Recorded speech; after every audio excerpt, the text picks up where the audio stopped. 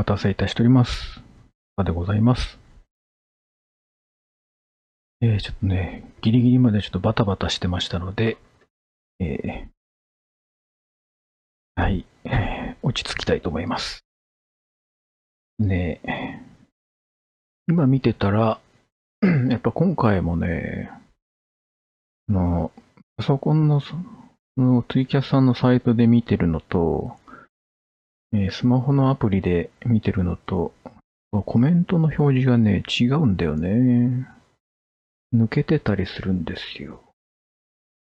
基本はアプリで見ますが、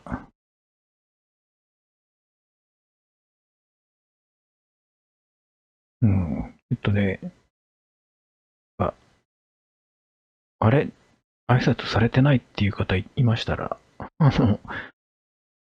お知らせください。ちょっとね、しょっぱなからちょっと違うんだよね、表示が。ということで、まず、今回1番が S さん、こんばんはでございます。これは多分合ってると思うんだよね。これはパソコンとアプリで同じなんですけど、こっからちょっと違うんですよ。サイクさん、こんばんはでございます。レオナさん、こんばんはでございます。あいましょうさん、こんばんはでございます。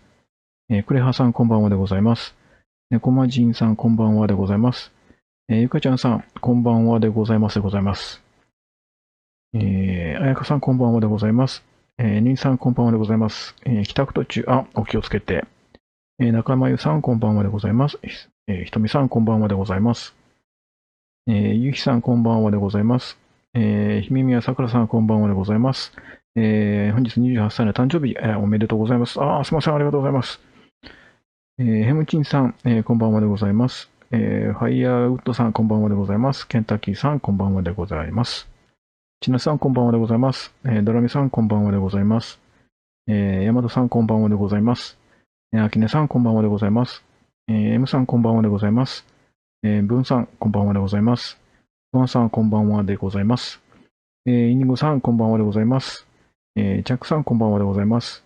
メタルキャットさん、こんばんはでございます。失礼。大樹さん、こんばんはでございます。中村美沙さん、こんばんはでございます。お花見のお供、花はないけど、お供は一応用意しましたよ。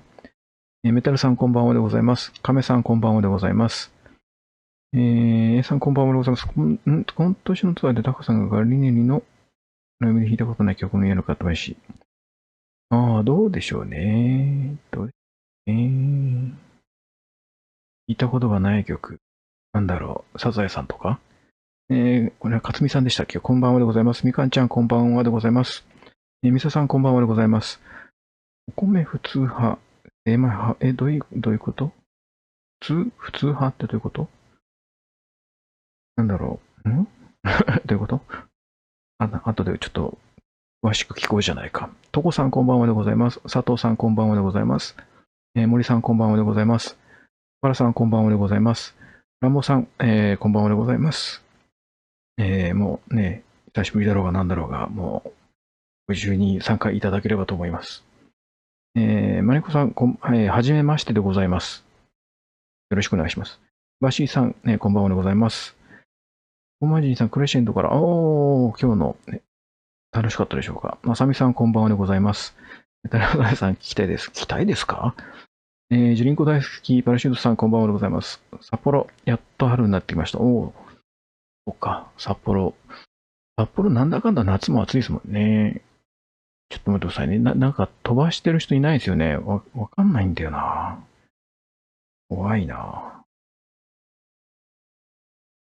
ちょっと待ってくださいね。一応さらっと見ておりますが、大丈夫かな？一応追いついたかな？追いついたっぽいので、猫もんじさん、メンツもすごく楽しかった。そうでしょうね。なんか、見に行きたかったんですけどね。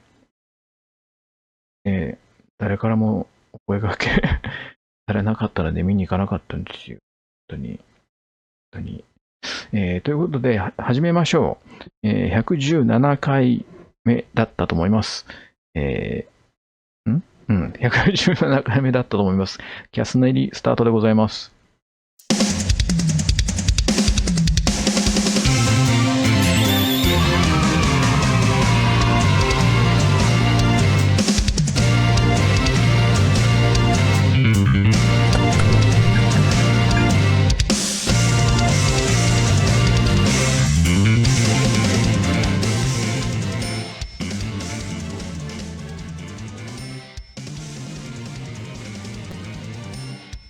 改めまして、こんばんはでございます。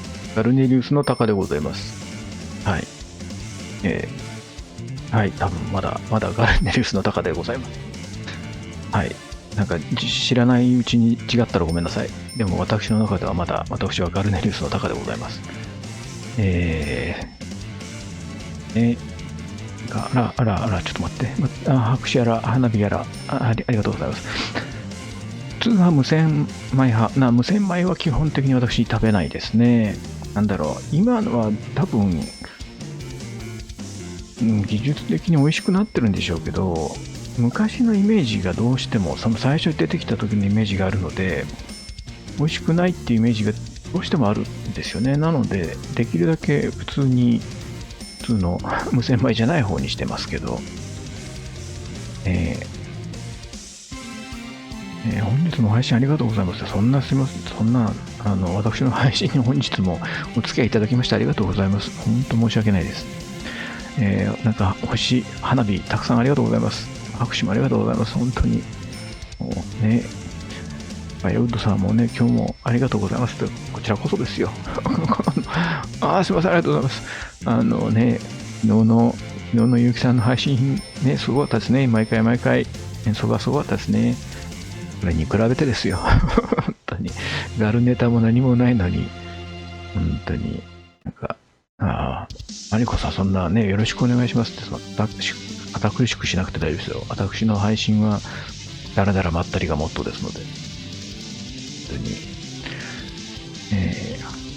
ガルネの新アルバム楽しみですけどね、デモを聞くのも楽しみなんですけど、本当に楽しみなのは、実際に弾き始める、練習始める前までですよ。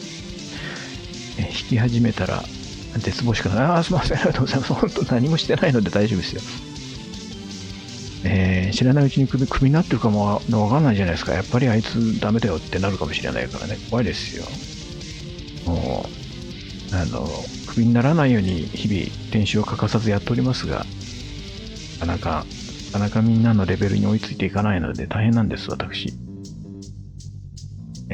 この先、未来英語、バレンデスの高、もうそう願いたいです。私はメンバーとやれるのが生きがいでございますので、誕生日をお祝いしてくれたような、いえいえ、そんな、だからね、本日っていうのがね、素晴らしいですね。良い誕生日をお過ごしされましたでしょうか。もう28歳でしたっけ、若いですね。この28歳、素晴らしい1年になるよう、私だけでなく、ここにいらっしゃる皆さんも願ってると思います。本当に。今日ガルニリスの T シャツ、そうですね、今日は久しぶりでもないか、結構着てるか。ロン T を、もう結構色あせちゃってるけど、着ております。素敵最高ガルニリスベーシド高さなら、褒めても私何も出ないですよ。出るのは加齢臭と腐敗臭だけですよ。何か漏洩できる情報。それは、なんだろう、それはなんかね、みゆさんこんばんはでございます。どうだろうね。そんな、すみません、ありがとうございます。何もしてないのに、ありがとうございます。ゆきさん配信にゆきさん視聴者のお誕生日をしてもらえたら、いいですね。みんなに祝ってもらえるのは嬉しいですよね。ということで、私は来月、一応ね、5月3日が土曜日なので、当日ではなく、5月3日に配信しようと企んではおります。1日遅れだから主役ではないんだけど、みんなに祝ってもらおうと、こっそり考えをしておりますが、予定は未定ですが、一応今のところ5月3日は配信したいなと思ってますね。時々は、ガルネリスのメンバー以外とのコラボも見たい。なんかね、ガルネリスメンバー以外も呼びたいんですけど、何も私、友達がいないのと嫌われ者なので、来てくれるかどうかっていうのが心配でございます。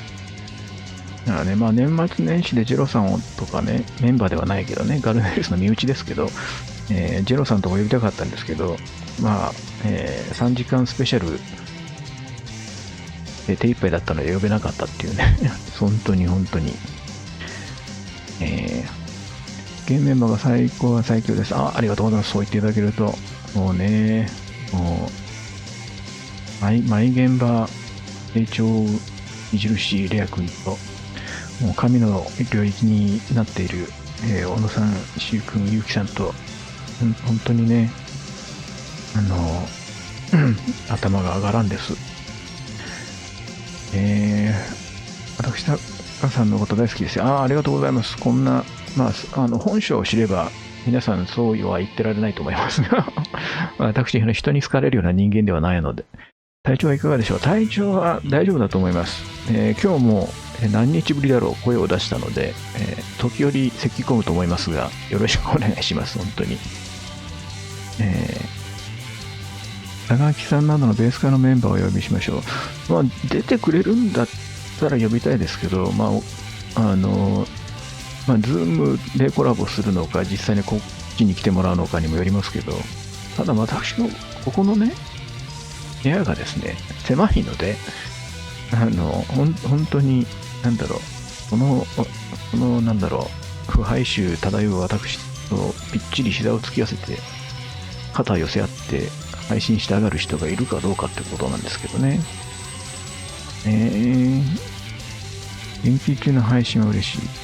連休中ってその5月3日ってことですかね。5月3日ね、本当は2日にしたかったんですけど、でもね、いつもの配信の日が、土曜日で、もうね、すぐ翌日3日が土曜日なので、もしかするとね、5月2日の金曜日に、ゆうきさん配信するかもしれないしと思って、いつもの土曜日にしようということで3日を企んでるんですが、当日じゃなくても多分強制的に私の誕生日を祝ってもらおうっていう感じにはなっておりますけどね。本当に。映画さんの別室で高さん以外考えられません。ありがとうございます。そう言っていただけるよう今後も努力します。その後軽量化痛いところつきますな。軽量化はしておりません。また第5の罪人にあったしね、なんか呼んでいただきたいけど声がかからないので、やっぱり私嫌われてるんだと思います。音楽的なコラボで個人的にはハルさんとのコラボみたいな。ハルさんね、配信で音を合わせるのが難しいので、本当に何かやるんだったらスタジオ入らなきゃいけないんですけど、それはそれでまた大変ですからね。昔私キーボード一応持ってましたけど、今もうないし、どうなんだろう。なんかコラボできるとしたら、ハルさんのアカウントでコラボとか、そういうのしてみたいですけどね。私、楽器弾けないんで何とも言えないですけど。このテーマ僕が一番大好きだ。ありがとうございます。本当に。3日、一応予定ですけど、配信をしようと思っていますので、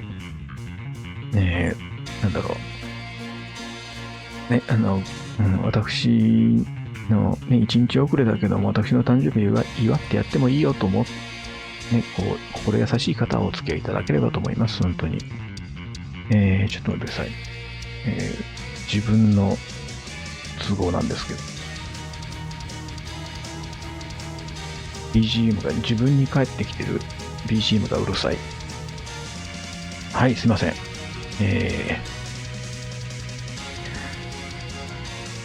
星座待機、そうなんですね。星座はいいですよね。私、多分、星座が好きだから足が短くなったんだろうな。なんかね、でも星座してると結構ね、背中と腰痛めることに気づきました。やっぱ長時間はダメなんだね。ゆきさん5月3日にキープリライブなんで多分前日の配信はやられない。そっか、3日キープリか。でも、一応、通常の配信曜日が土曜日なので、ずらさずに土曜日配信しようかと思っております。本当に。いろいろと、レイ君が先日ツアーのリクエスト集計してみたですが、何をやるか決まって、何も連絡ないので、まだ決まってないと思いますよ。集計しただけかもしれないしね。こんな結果になりましたよっていうので、それはそれで置いといて、これやりましょうってなるかもしれないし、こんだけみんなが聞きたいって言ってます。じゃあそこから外していこうかっていうふうになるかもしれないし、なんかもうね、わかんないです。多分、いろいろ、まあ、瀬戸りに関してはいつも、シュウ君と、プロデューサーの久武さんが、中心でというか、2人が決めてる感じなんですよ。メンバーとかの、意見をこう吸い上げつつ、まあ、なんだろう、アルバムの発売ツアーではないから、いろんな、なんだろう、いろんな曲ができるわけじゃないですか。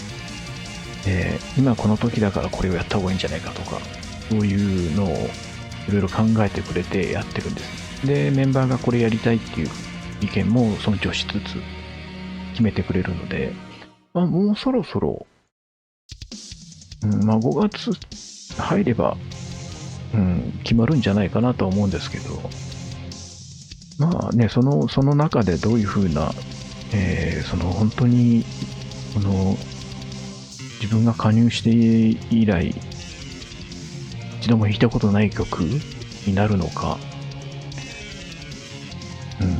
ちょっと全く想像がつかないんですけど、何でしょうね、まあ、どんな曲が来てもですね、私はそれを弾くかどうかは私次第ですので、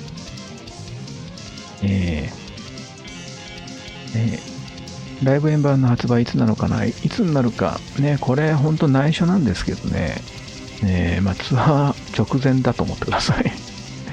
いろいろ本当ね、いろいろあるんですよ、事情が。まあこれもね、本当ね、全くどこにも出してない情報なので、これ言っちゃっていいのかどうかわかんないんですけど、まあ本来ね、こういう内緒のトップシークレットの話に関しては、ミクシー2でボソッと言いたいなっていうところではあるんですけど、配信であまりね、言わない方がいいんですけど、まあ、なぜ遅れてるかっていうのはいろいろありまして、発売日を合わそうよっていう商品があったりするわけですよ。まあ、それが本当に発売されるかどうかまだわかんないんですけど、まあ、いろいろ企んでおりまして、で、いろいろ調整してる感じで、本来だったらその3月4月を目標に DVD 発売とか言ってたものがですね、こんだけ遅れてるってことは、いろいろ足並み揃わなかったってことなんですね。だからまあそれがちょっとね、どうなんでしょう。今後どうなるのか、予定通り普通に発売になるのか、発売延期になるのか、DVD は出るけど発売、ね、もう一個の方は発売延期になるのか、もうなかったことになるのかわかんないですけどね。まあ、どうなんだろうな。喜んでもらえるものなのかどうかはわからないけど、ちょっと発売ちょっとしてみましょうかというものを用意しております。なのでね、だからね、コメントが、ゆうきさんの曲も何曲セットに入るか。そうですね。ゆうきさんの曲もね、しゅうくんの曲とはまた違った難しさがあるから、ゆうきさんの曲が増えれば増えるほど私は大変になってくるんですけど、ゆうきさんの曲ってね、基本的に右腕クラッシャーなんですよ。私の右腕を本当に壊す勢いで刻み続けるので、結構ね、大変な曲、楽な曲ないからな。いい曲書くけど、楽な曲ないんですよ。本当に。本当にね、聴いてる分には素晴らしいと思うんですけど、これ、ね、16部でずっと刻んでる身にもなってくれよっていうのがね、まあね、メンバーそれぞれ大変なんで文句は言えないんですけど、ね、分かってますけど、文句は言いますよ。バレンスの曲聴き始めてまだ日が浅いですが、とてもハマってます。ありがとうございます。素敵な曲が、本当ね、シュウ君、ね、ギターのシュウ君、リーダーでギターのシュウ君と、鍵盤の魔術師、ゆきさん、この鬼畜の2人がですね、本当に素敵な曲をいつも書いてくれるので、本当いろいろ聴いて、どんどんハマってってください。はい。鬼畜な人間から生み出されたと思えないほどの美しい曲がずらりと並んでおりますので、ね、いろいろライブツアー当日にライブツアーではないですけどね、でも、まあ言ってみれば、本当に直前ですよ。直前に発売されますよ。一応、まあこれ以上遅れることはないと思うんですけど、まあ、そんな遅いのっていうぐらい遅いですね。うん。そう。もう一個は、もう一個に関しては本当に発売できるのかどうかちょっとわからないです。もともと無理っぽいけど挑戦してみましょうということで準備して、いろいろやってるんですけれども、担当さんがこんなに大変だとは思わなかったって愚痴をこぼしてるとかいないとかなので、まあまあ出たら一部の人には刺さるんじゃないかなと思いますけどね。出たらですけどね。出るのかな本当に。だからね、なんかクリームパンはね、ガルネリの曲を弾くのには必須なんですよ。まあ、今日ね、ちょっと忙しくて、全然ベース弾いてないから、そんなわからないと思いますけど、基本的に右の指の関節に関しては若干腫れて膨らんでる方が指が動くんですよ。なんだろうね。まあ、このね、指のなんか結婚会見みたいになってるけど指のこの小指の太さが隣の、すいません、ありがとうございます。薬指と同じぐらい腫れたら、それは危険なサインなんですよ。もう指が痛くて動かせなくなる。でもそれまで、だからね、だいたい中指がこの親指の太さになったら、痛くて動かせなくなるんですけど、それギリギリまで腫れてる状態だと、結構調子よく動くんですよ。でもね、なんだろうね、長年やってるおかげか、その加減が分かってきたので、ここまで、指の状態だったらまだ大丈夫とか、これ以上やると、次の日指が動かなくなるなとかっていうのが大体分かってきたので、まあ結構普段の練習でどこまで追い込んどけば本番、まあスタジオリハもそうですし、ライブ本番当日ね、痛みなく弾けるかという状態に持っていけるかっていうのもだいぶつかめてきたかな。特にこの2ヶ月、右手がねあまりにも不具合なくて、ひたすら右手を鍛えてた。それでだいぶ調子が分かってきたかなっていう。前は指休ませて関節をちゃんと腫れを引かせようと思ってたんですよ。で、指の関節の腫れが綺麗に引くとめちゃめちゃ指が動くんですよ、早く。でもなんですかね、すごい、繊細なタッチといいますか、細かなニュアンスを出すのができなくなっちゃうんですよ。なんだろう、早く動くけどそれだけなんですよね。すごくその粒を揃えたりとか思った通りに動かそうとすると、ある程度腫れるぐらい追い込んでおかないとダメっていうのに気づいて、だからね、通常よりも若干指が太くなってますよっていう状態を維持しておくのがいいかなっていう結論に至りました。はい。これは本当になんだろうね、自分だけの感覚なのでわかんないですけど、結構ね、毎回練習終わった後は右手は左手に比べてすごい腫れてるんですけど、でもまあそれが結構いい状態だっていうのを気づきましたね。とね、ちょっと気をつけなきゃいけないのは、最近両手首の、なんだろう、しびれとか痛みがあんまり抜けなくなってきたので、ね、そこは気をつけたいなと思いますけど。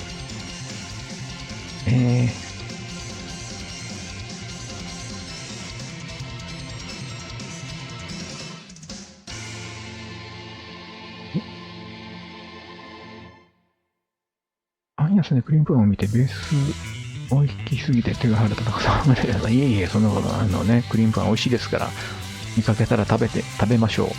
本当に。純一さん曲もシュウ君ゆきさんとで、そうですね、やっぱりね、ドラマーが作る曲っていうのはリズム的に難しかったりするのでね。ミキシートでフォロバーいただいて感謝かけて、そうですね。先ほど気づきました。あんまり最近 SNS を見てないから、反応が遅くて本当申し訳ないんですけど、基本的にミクシー2に関しましては、フォローをいただいた方はフォローバックするようにしてます。で、X と違って、なんだろう。いやあれもリプライっていうのかな、リプライ返したりとか、リアクションを取ったりはします。閉鎖空間じゃないですか、あれってね。SNS とはいえ。なので、ちょっと X よりは、もっと距離が近い感じにしようかなと思って実験的にやっとるんですが、ここ1、2ヶ月、最近特にですね、X すらあまり見なくなってしまってちょっとね、それどころじゃなかったので、まあでも、ちょこちょこと、またね、つぶやきも再開していけたらなと思ってるんですけど、ちょっとね、自分のその右手強化というかね、右手の鍛え直しで、SNS どころじゃなかったんですよね。クリームパンほどほどに、ね、ちょっとほどほどにって、まあ加減はだいぶつかめました。どの状態が自分にとっていいのかっていうのが分かったので、無理はしないようにしてます。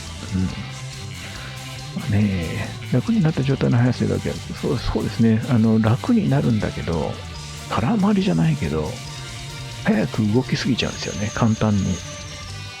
だから思ってもないところで指が動いてたりする。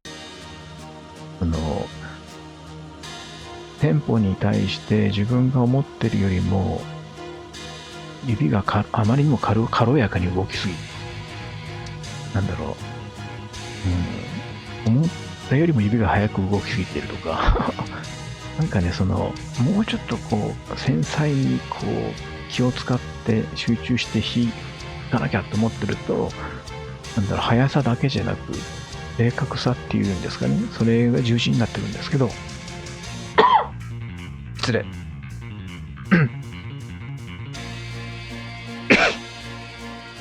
声久しぶりに出すんでね。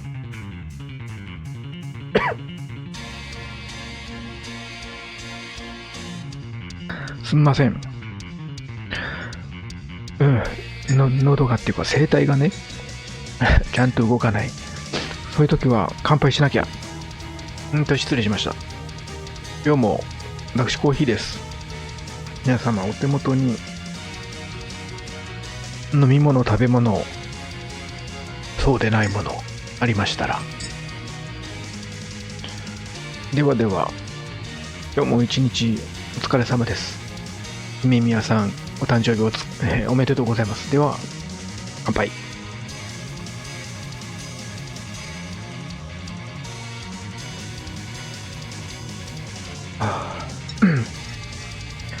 いや、ほんと失礼。ね、まあ普段から喋れって話なんですけどね。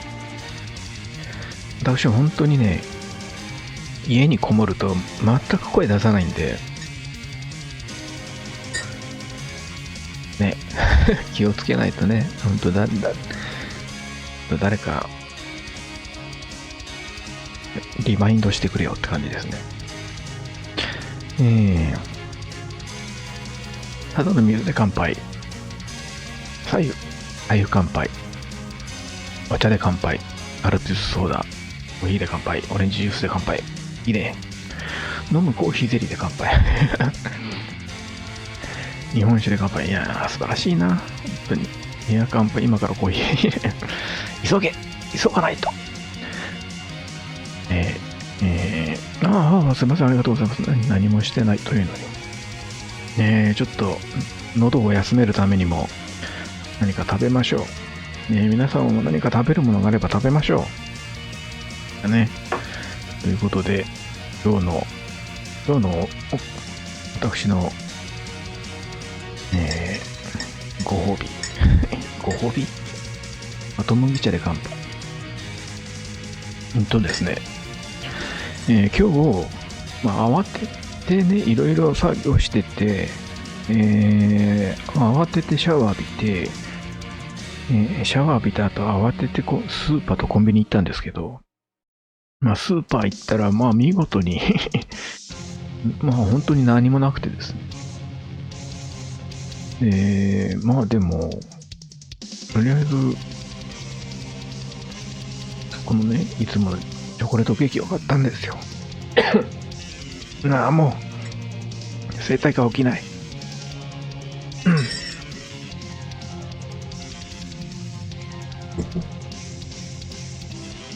で、あまりにもないから、慌てて、ちょっと時間がなかったんですけど、セブンイレブン行きまして、そしたらセブンもね、なんもねえの。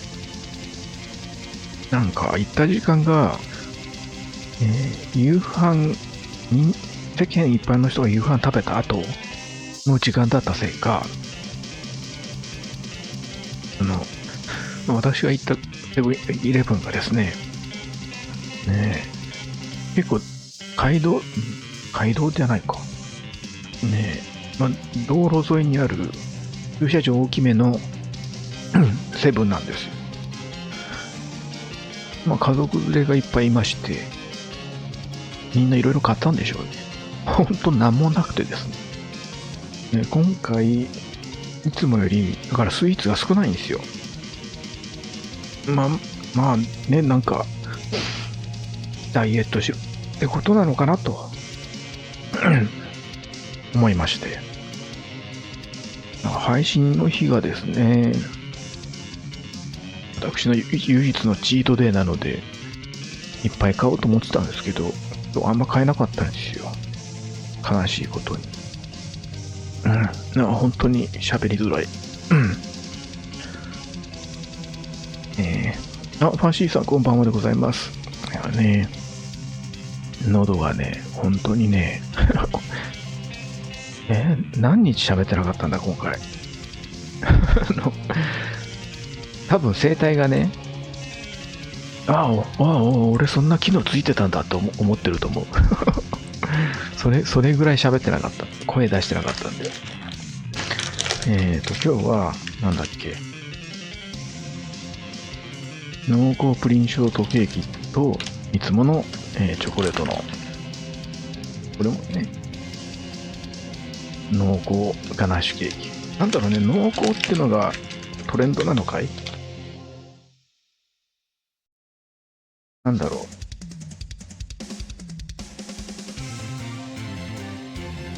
う。濃厚って書いときゃいいや、みたいな感じなのかな。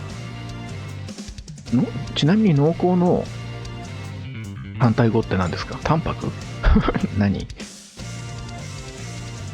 ちょっとね、ほんとね、今日ちょっと残念なことにスイーツが少ないんですけど、そういえばね、今日の私の音も、これでかすぎて、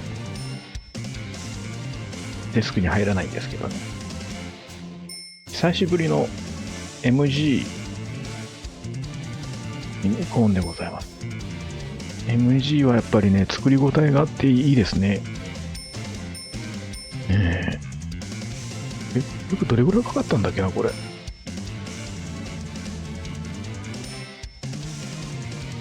MG の何がいいかってね、大きさもそうなんですけど、持った時のずっしり感が、HG は HG でサクサクと作れるし、手頃な大きさだし、いっちゃいいんですけど、でもね、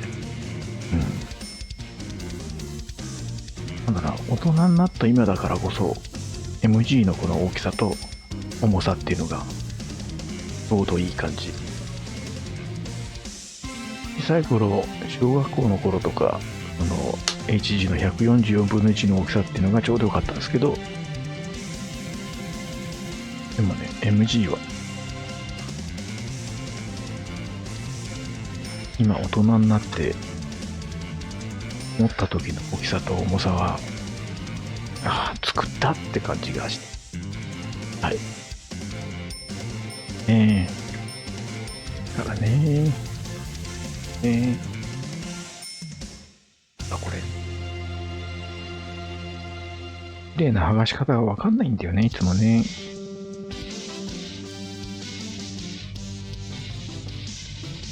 このね、ユニコーンはね、ちょっと待って、これひどくない？はしたないですが、すいません。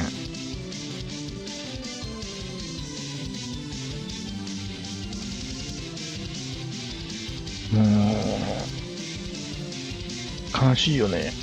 先っぽのビームが折れちゃった。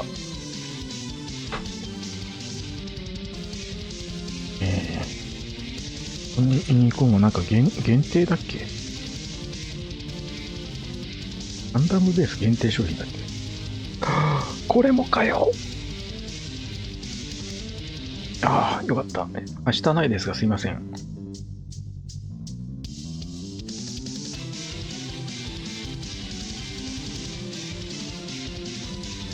かろうじて残った。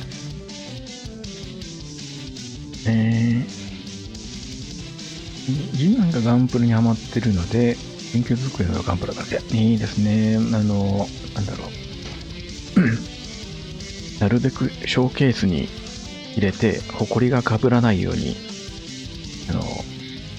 してあげてください。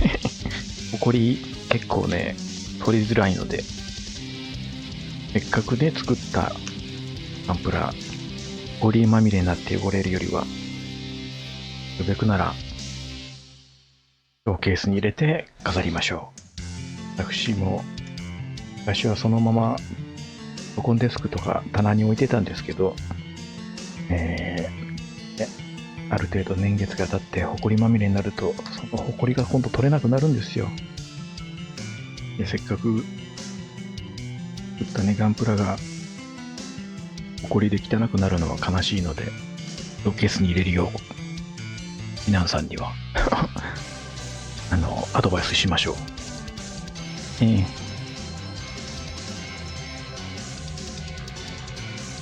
交互食べの準備、交互食べね、交互に食べないでっていう話もありましたが、まあ2つずつあるんですから、それは1個ずつ交互に1個食って1個食ってってやるっていう手もあるんでしょうけど、どうせならね、全部同時にいただきたいところですよ。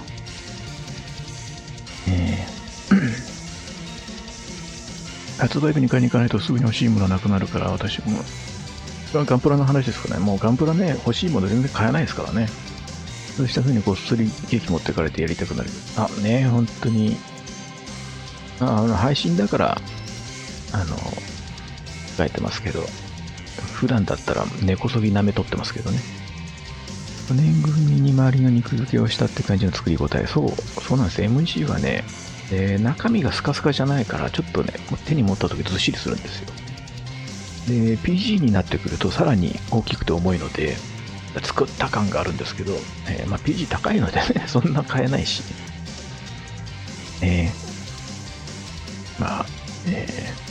本当あれですよ、ランボさんいう風にケースに入れると、これが被らないようにしておくとね、掃除するときもケースだけ掃除するだけでいいんで楽ですよ。はい、そういうことで、ジャコさんこんばんはでございます。食べたいと思います。なんか、喉の調子に戻ってきたみたいだけど、いいんです。食べます。食べたいと思います。とりあえずプリンからいただきます。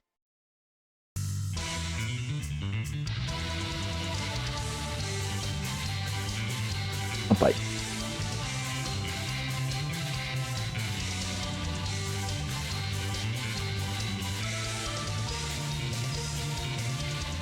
うん。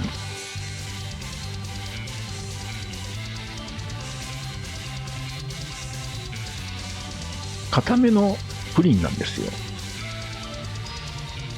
で、下なんかミルフィーユっぽいの。固めのプリンが、なんだろうな。このね、いけないか。このプリンがね、このね、プリンがね、なんて言うんだろうな。なんかの感触に似てるんだよ。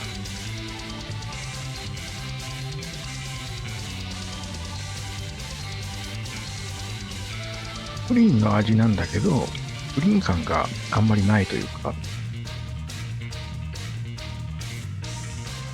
ただ、美味しい。うん。本当に美味しい。そして安定のチョコケーキ。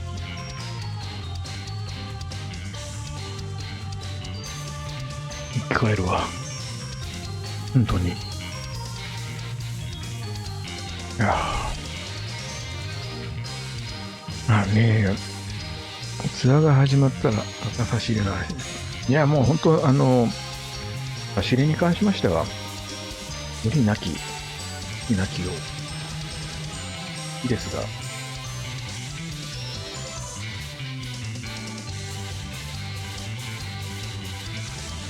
来るのも大変でしょうし、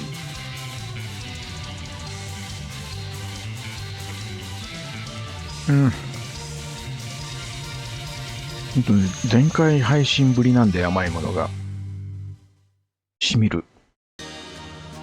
こんだけさ、あの、普段ね、完食をしてないんですよ。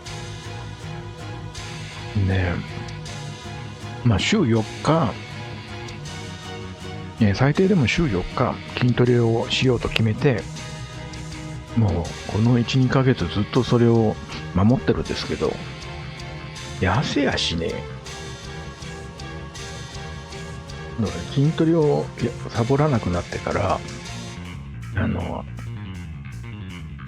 食欲がすごくいいんですよ。体を動かしてるせいか。でも、我慢してね、あんまり食事の量も増やさないように。まあ減らしもしてないけど、痩せないんですよね。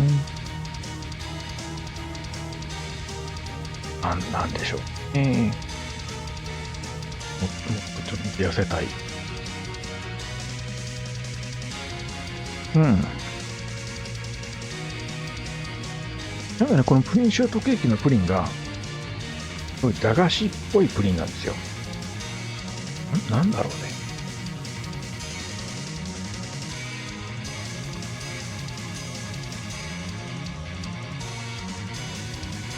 何に似てるんだろう。感触的には柔らかいかまぼこみたいな感じ。手つかずの RG4 個ほど。RG か。RG もね、作り応えありますよね。RG のあの大きさで、細かさになると、私のような指が太い人間は結構大変なんですよね、作るのね。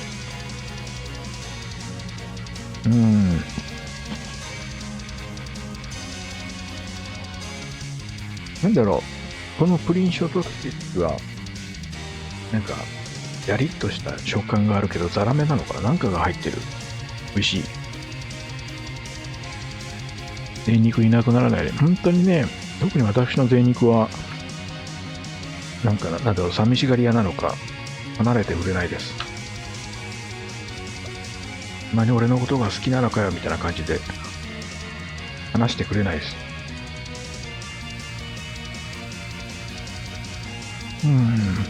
筋肉の足場より重いから体重はね、体重に関しては、その数値は気にしてないんですよ。体重の数値的には。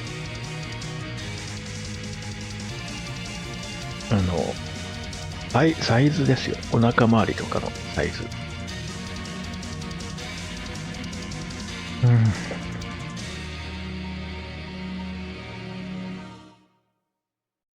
めっちゃ幸せ。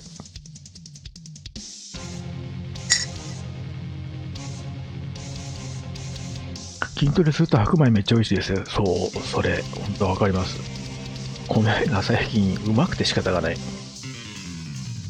なんかね、まあ、もともと米ってうまいんですけど、筋トレした日に食べる米のうまさよ。なんであんなにお米って美味しいんですかね。もう、なんだろう。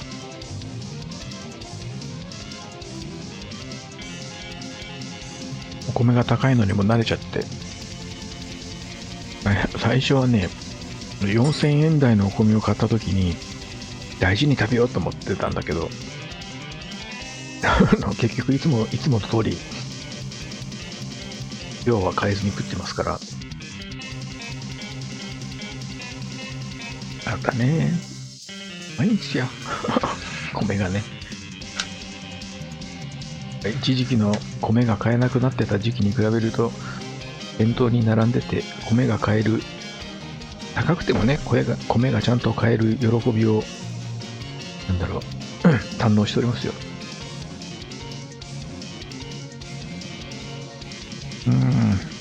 これからバースデーケーキもう皆さん食べちゃいましょう、もうご自身のバースデーなんですから、好きなだけ食べちゃいましょう。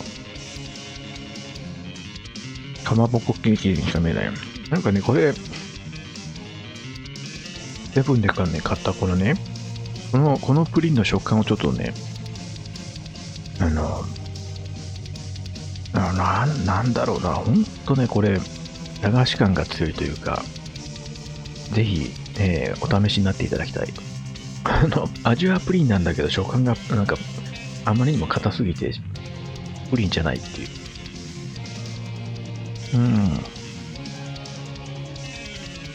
ああ、すいません、ありがとうございます。ご飯とおかずみたいな感じに2種類のケーキ。そんなことないです。あくまでもこれはね、配信で皆様に見せるために食べてるだけなので、私は本当はもう甘いもの苦手なんですよ。マネコさん、全然いつでも戻ってきてください。気が向いたらで構わないので、この嫌われ者の私にいつでも戻ってきてください。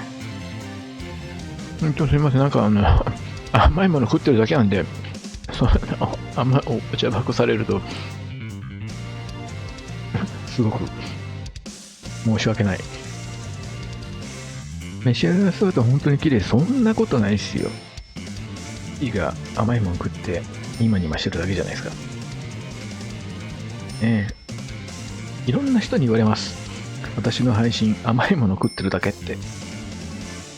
言い返せねえですよ。本当に。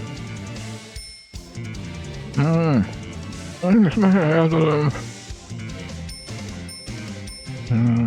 まんじゅう怖い。別に何ですか、みんなに走れてもらおうと言ってるわけじゃないけど、本当ね、私甘いもの苦手なんですよ。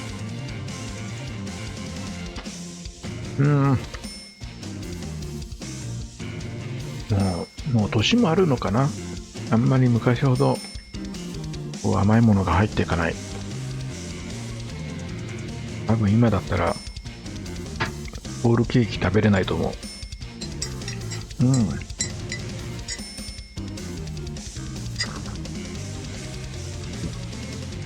いや、どれもコーヒーに合いますな。いいですな。ほんとね、今日はレア君のヒデロと大聖賀さんが対バンしてたんだよね。どちらも随分長らく見ていないので見に行きたかったんですけど、本当、老害なせいか誰からも声がかからなかったので、お家でこもって作業してましたよ、黙々と。今日は悲しいことにベースが弾けなかったので、指がすごく痩せ細ってしまいました。ただね、来週は、アルハンブラは見に行きますよ。ゆきさんは優しいので、こんな私にも声をかけてくれたんです。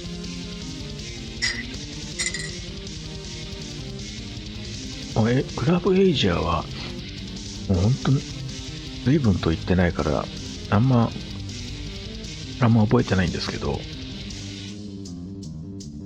もうね、その2階の関係者スペース、2階席があんまり大きくなかったと思うんですよね。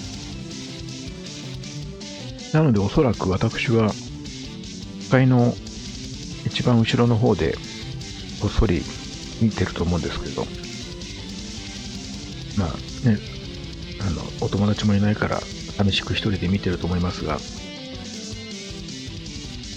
寂しそうにしてる私を見ても、そっとしといてください。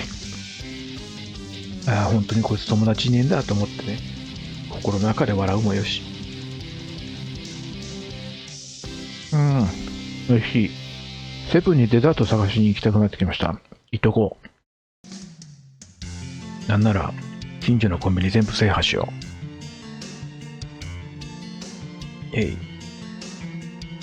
う。進んだ作業はどんなジャンル？主にお家のことです。音楽のことはあんまないです。お家のことでございます。うまい。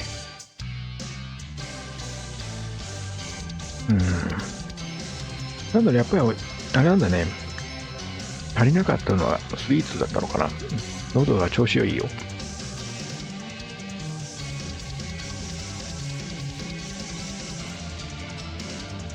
私、なんだろ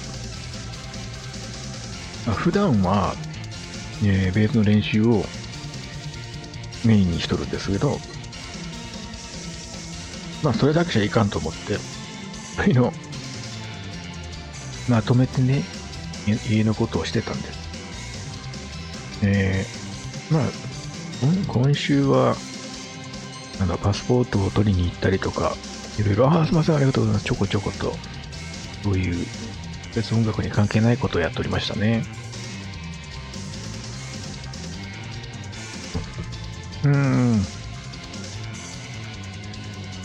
ホールケーキ食べたことないですが、ホールケーキ1日に3個。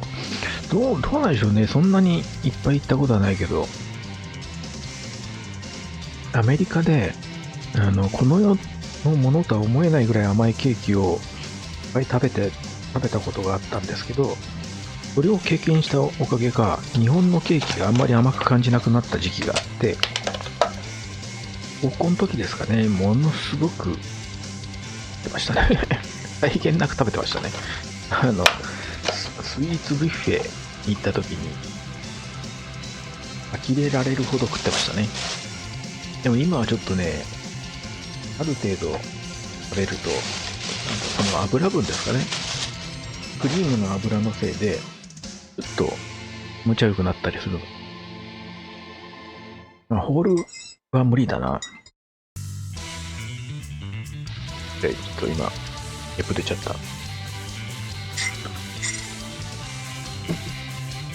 世紀末の有害ロック、今私の Apple Music のホーム画面。有害ロック。老害ロックか。そんな曲あるんだね、今。なんか有害ロックじゃないんだね。老害ロックだ。もうね、本当に自分のその老害っぷりに、呆れはしますが、でも、それが私なのでやめられないです。カジ君、ありがとうございます。愛してるってありがとうございます。俺は愛してないぜ。そんなこと言っちゃいかんってね。カジ君は今日も幸せな新婚生活を送ってらっしゃるんでしょう。もう新婚じゃないのかな。そういう、もう何年なんだろう。結婚して結構経つのかな。なんかね、そこら辺の感覚がどんどんずれていくよね。1年が早い感じで不正かもしれないけど。で、皆さんも知ってました？もう4月半ばですよ。ついこの間年明けたと思ったらもう4月半ばなんですよ。びっくりですよね。ほんと気づいたらもう年明けんじゃないかっていう。早いよね。ちょっとね、食べ終わったらちょっと公開ベース練習。ベースね。今日ね、一応、ベースを弾く準備はしてますよ。してますよ、とかって。ただ、弾くものがないんでどうしようかと思って。空腹で帰宅したタカさんから、空腹で帰宅、それはいけない。何かを食べて腹を満たしましょう。休みの内心告知のボスね、パスポート更新。今回のツアーの海外用に。海外用にっていうか、今回のっていうか、今年のした。何月だっけ？ 9 月か。9月に切れるんですよ。で、6月からツアー始まるじゃないですか。8月、頭だっけ？ファイナル。ゴールデンウィークとか夏休みがかぶってくると、5、6、7、8と、パスポートを更新しようとする時期と、いわゆる旅行シーズンと被るなと思って、でツアー中は忙しいし、ツアー終わってからってなると、もろ夏休みで、すごい混みそうだから、もう行ける時に行ってしまおうということで、更新しといたんですよ。で、さすがにですね、この時期だと、申請するね、パスポートのセンターに行ったら、ほとんど人がいなくて、めちゃめちゃスムーズでしたね。で今、ウェブでね、その申請書を作れるんですよ。だから、手続きも簡単だったし、楽でいいっすね、本当にね。マイナンバーカードとか、マイナンバーとかがあるから、住民台帳になったらだけ正式名称わかんないけど、あれがあるから、マイナンバー登録してるから、住民票の写しがどうたらこうたらとか、そういうのもないし、別に本籍移動したりとか、先変わってないから、必要書類も最低限で済んだし、あっという間でしたね。受け取りに行った時も、申請した日もそうだったけど、自分の他に1人2人ぐらいしかいなかったんで、待つこともなく、もう本当にあっという間だったんで、多分これがね、ゴールデンウィーク前とか、夏休み前の、ね、時期になると、めっちゃ混むだろうと思って、もう早めに行ってよかったなと思いますけど、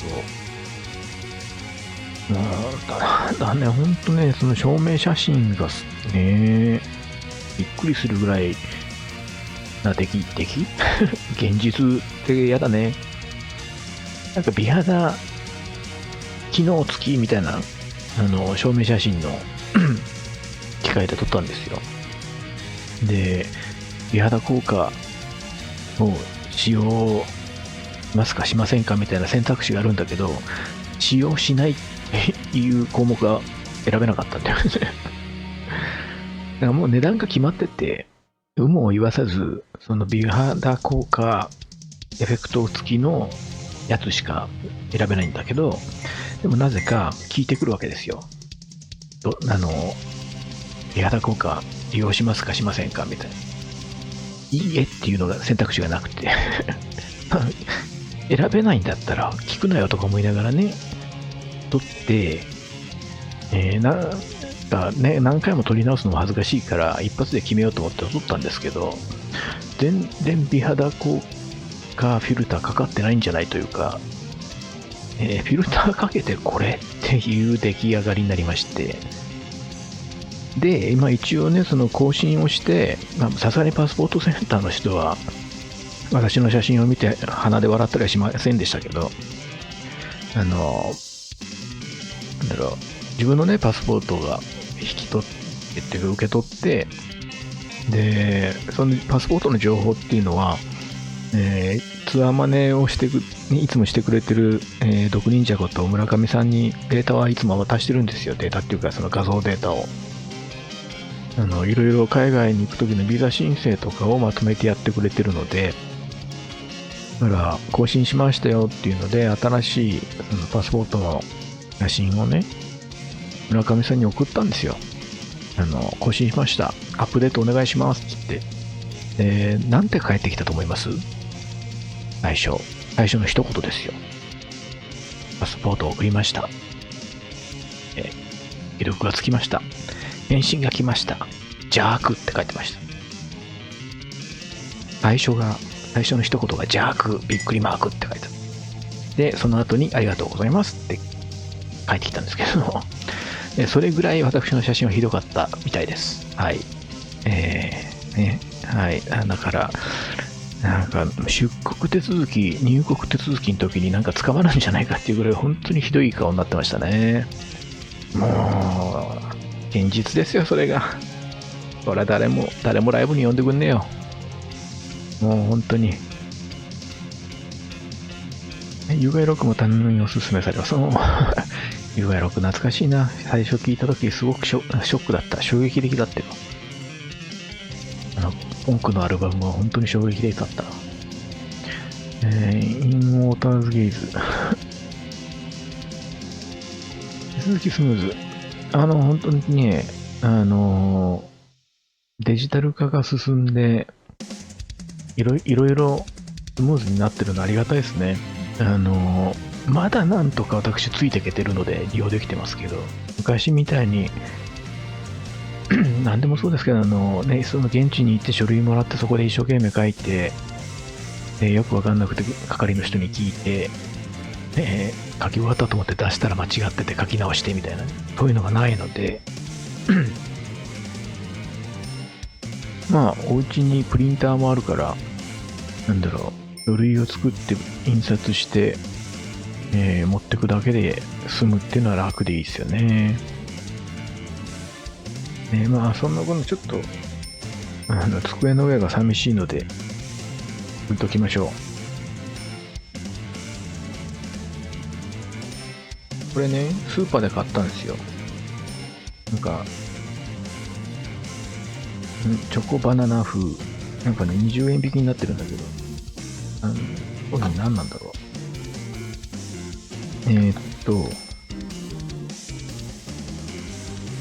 クレープバウムというやつです。はい。クレープバウムという商品でございます。これも、スーパーであったやつです。はい。ちょっと待ってね。商品名がさ、値引きシールで見えないんだけど、まあいいか。こんな感じのやつでございます。これ、初めて見るんですけど、本当にね、なんもなかったんだよ。だからね、こういう今まで食ったことのないものを、てかまあこれ見たことなかったから最近出たのかな。挑戦するしかなかったんですよ。いちごのショートケーキとかあればね、買ってたんだけど、っていうか開かない。なんでこんな硬い？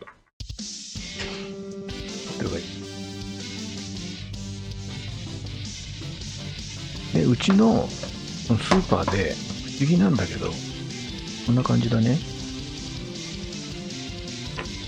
何の商品かわかんないんだけど、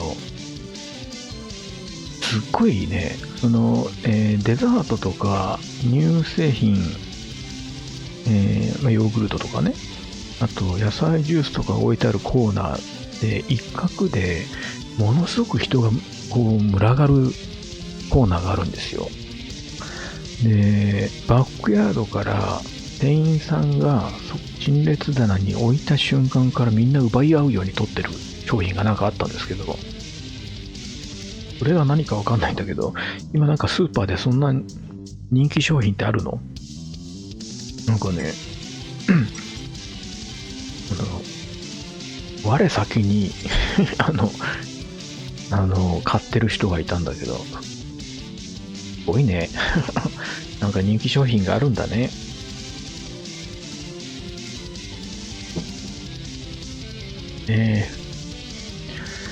かまぼこの次は伊達巻き。まあほんとね、伊達巻きですよ。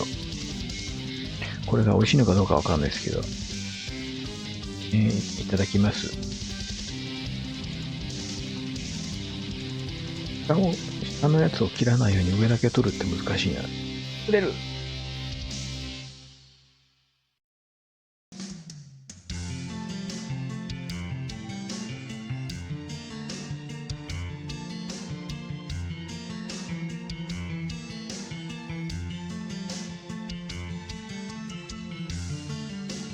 グレープバウム。ミルフィーユ。ミルフィーユのミルクレープ？何が違うのかわかんないけど、まあそれはうまいさ。だって、クリームいっぱいなんだもん。というかね、下を干渉しないように取るのが難しい。うん。このね、クリームがね、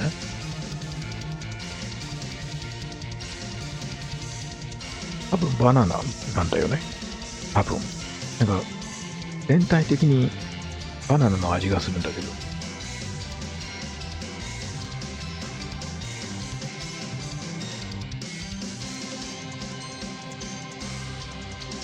うん。なんだろうな。思ってたのと違うな。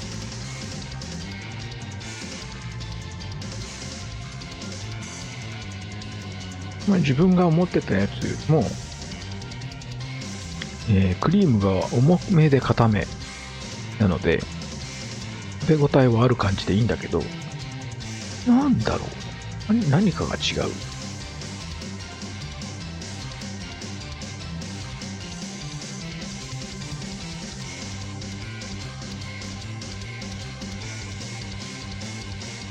うん。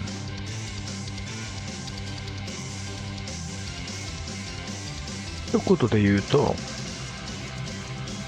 普通。いや、美味しいんだよ。美味しいんだけど、見た目の通り、そのままの味ですね。うん。うん。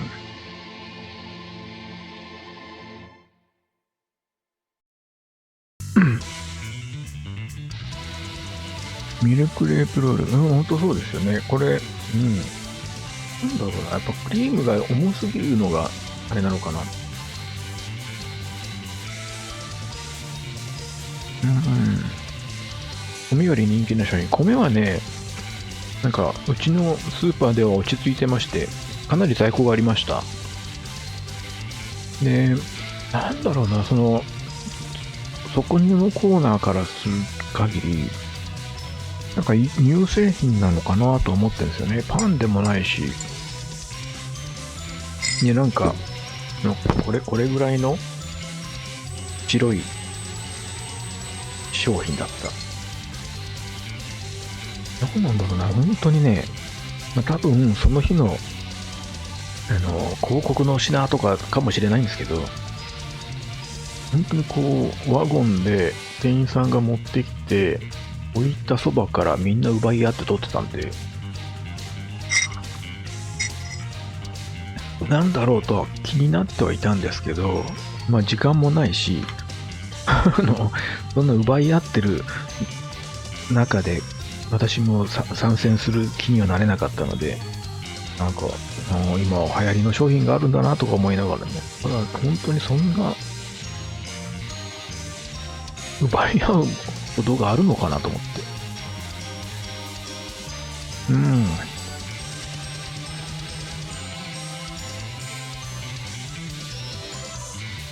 なんだろうな、クリームにバナナ味がついてるだけじゃなくて、もう多分バナナのクリームの存在感が良すぎるんだろうな。なんかどこ食ってもバナナの味がするっていうか匂いがするのは。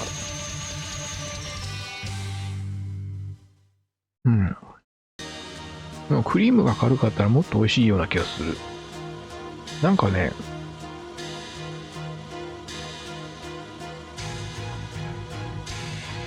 飽きるね。これ。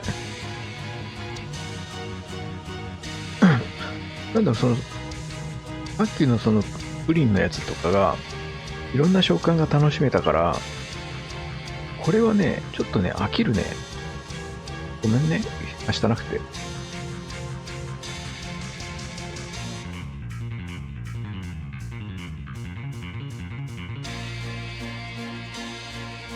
うん。美味しいんだけどね。やっぱり、なんかね、クリームが重いのかな。飽きるな。で、なんで私は、チョコとバナナの部分を残してるかわかります？私、性格的にですね、好きなもの、美味しいものは最後に取っとくタイプなんです。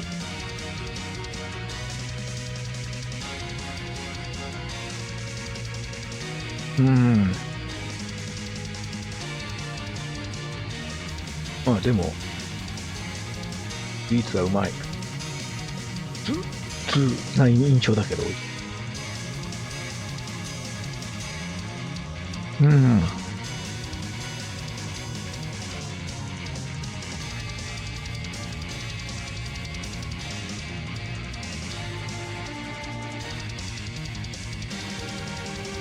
もっとふわふわであってほしかったな。うん。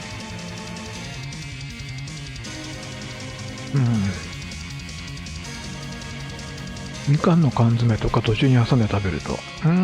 なるほどね。缶詰か。なんか俺、クリームバナナじゃないな。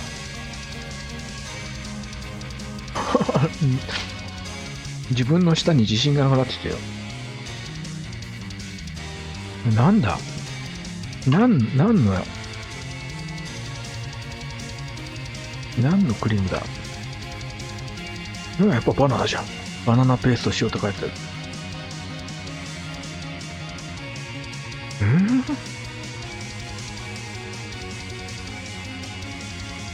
バナナよりももっとフルーティーな味もするんだけど。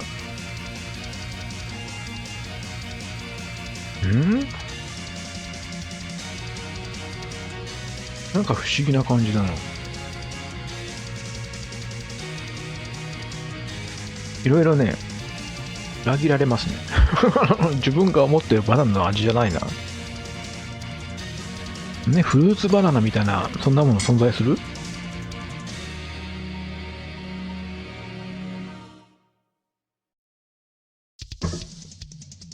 ちょっとね、その原材料を見てたんだけど、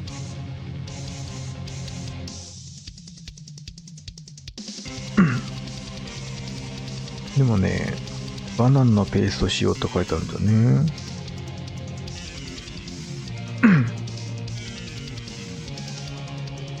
チョコバナナ的な説明が、陳列棚に書いてあったから買ってみたんだけど、最初の一口は、まあ、バナナの風味がすると思ってたんだけど、実際にこのペーストを食べると、バナナよりはもっとフルーティーなんだよね。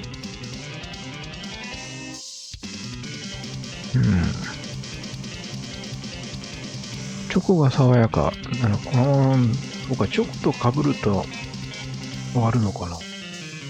バナナ味ってものによって微妙な、そうそうそう。なんかね、自分の思ってるバナナの感じではなかった。ペーストだからかな。バナナが入ってたら美味しいかもしれないね。ペーストにしたことでバナナ感、自分の知ってる、自分の期待したバナナ感がなくなった感じかな。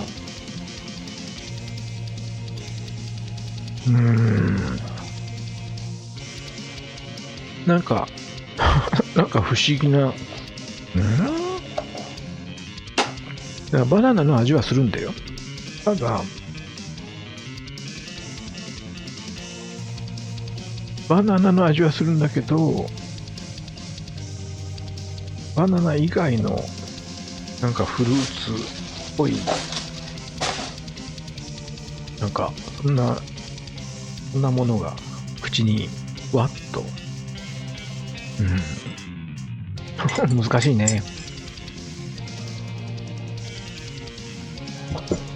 いやー、最初に食べたらまた印象が変わってたのかな。そんな感じでございました。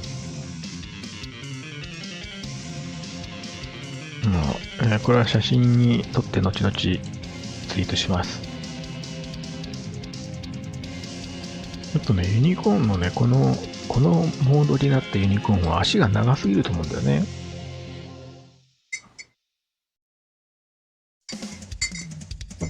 かっこいいんですけど。さあ、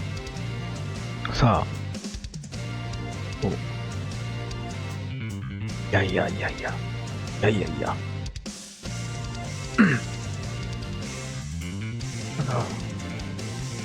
結局そのクレッシェンドに今日行った人たちは、なんだろう、全部見たのかな。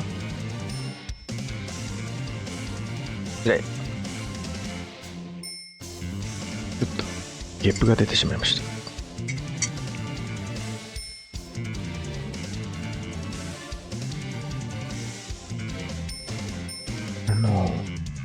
再生映画さんも103もどうだったんでしょうか。気になるところでございます。まあ来週のアルハンブラも本当久しぶりなので気になりますよね。で今回、ベースが長谷川敦さんということで、どんな感じになるのかっていうのもすごく気になるところでございます。楽しみです。天気がいいといいな。夜の渋谷の街怖いけど見に行きたいと思います。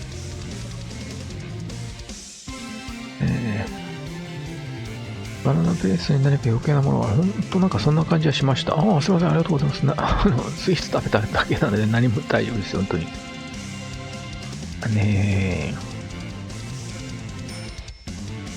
バースデーケーキ美味しかった。よかったですね。それはもうおかわりしときましょう。いつも高くの高いプリムありがとうございます。スイーツに飢えておりましたので美味しくいただきました。誕生日に一度さんのライブが見れるのに幸せ、心気なし激の思い出の人がいいと。アーカイブ見る。どっか配信やってたのかな、今日のライブを。なんか、今日お団子なんですか。団子ってなんだろうそれ。花より団子。花見もしてないのに団子って。皆さん花見したんですかね。私は全然まあ言うても外に出ればどこかしらに桜は植わってるので、いやでも桜見ますけどね。ただなんかめでて、桜見ながら何か食べて飲んでっていうのはしてないですけど、長年してないですけど、毎年ですけど桜が開花宣言して、今週末、見頃になりますよとかっていうニュースをね毎年見て、でその週末になる前に雨風吹いてあっという間に葉桜になってっていうのを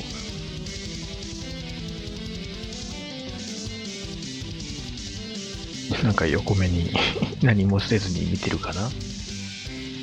でもね、電車乗った時とか結構、特に関東は見どころの場所はいっぱいあるんでしょうね。なんか桜多いし、なんだかんだ桜は見ました。花見は、もう何十年もしてないかな。最後に花見らしい花見したのっていつだろうな。本当に覚えてないぐらいですよ。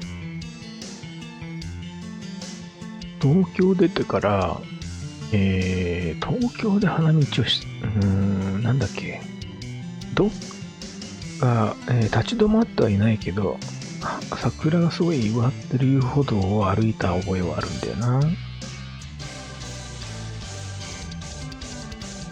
当に、お弁当持ってとか、お花見しようっていうのはなかった気がする。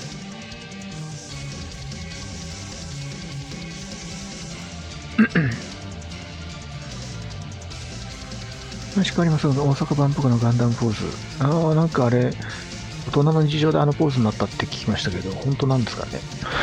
リングの上から見ると頭しか見えないから、片手上げとけみたいな、お偉いさんが、ガンダムをよく知らないお偉いさんが、なんか、決めた後の子。あんな意味のないポーズ。あれはあれでもね、仕方ないんじゃないですかね。万博自体は自分興味ないからあれですけど。だからなんか万博モデルのガンプラも出てたけど、それもあんま興味なかったしな。仙台桜咲いてきました。まだ桜咲いてね。やっぱ地域によってね、全然違うんだね。なんだろうね。桜の、その満開の桜も見事だけど、すごく、本当に桜吹雪っていうのは、あれはちょっと感動しますね。桜吹雪の渦中には入りたくないけども、だから見てると、綺麗だなと思うね。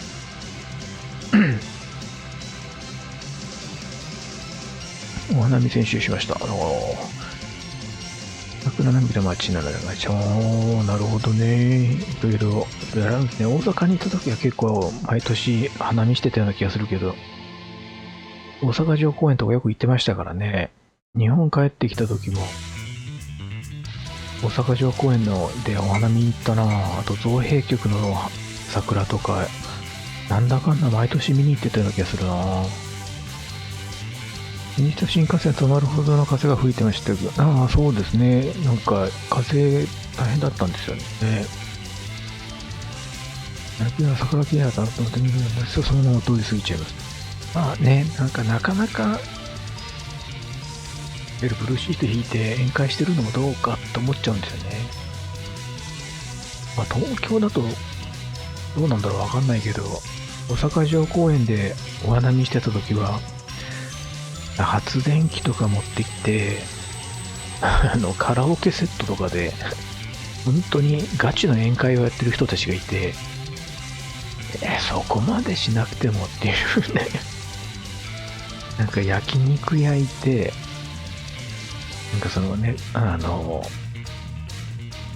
ってるのはキャンプ用品みたいなの、コンロとかいっぱい持ってきて、バーベキューとか、肉パーティーとかやって、電源と、発電機ちっこいの持ってきて、から電源取ってカラオケとか、あの感覚はちょっと分かんなかったけど、でも、仲のいい友達と、桜を見ながら、弁当持参で、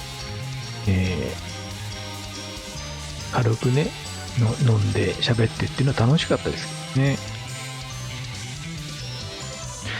なんだらガンプラって海外でもっていうか、海外でも売ってますよ。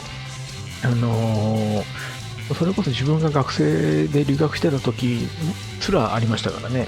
ちょっと高かったですけど、完全輸入品だったから、今は海外でも中国の部分、中国工場とかで作ってるみたいで、値段がお手頃になったみたいですけどね。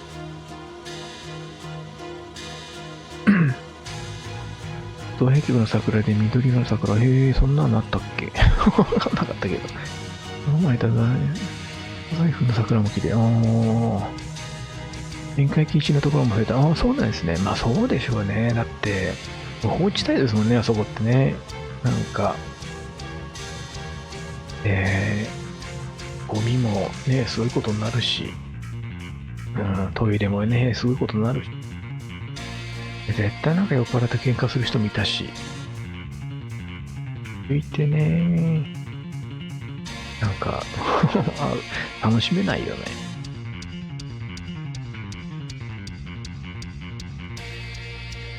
中村公園の駐車場に車の通路ができてお花見するの大変だ。ほんとそうですよね。ほんとそうですよ。みんなね、ていうかね、そういう時に車で来るなよって思いますよね。車でしか行けない場所なのかもしれないけど。そういった公園ではテントを張ってる子が、テントを張ってもいいところだったらまだあれですけどね。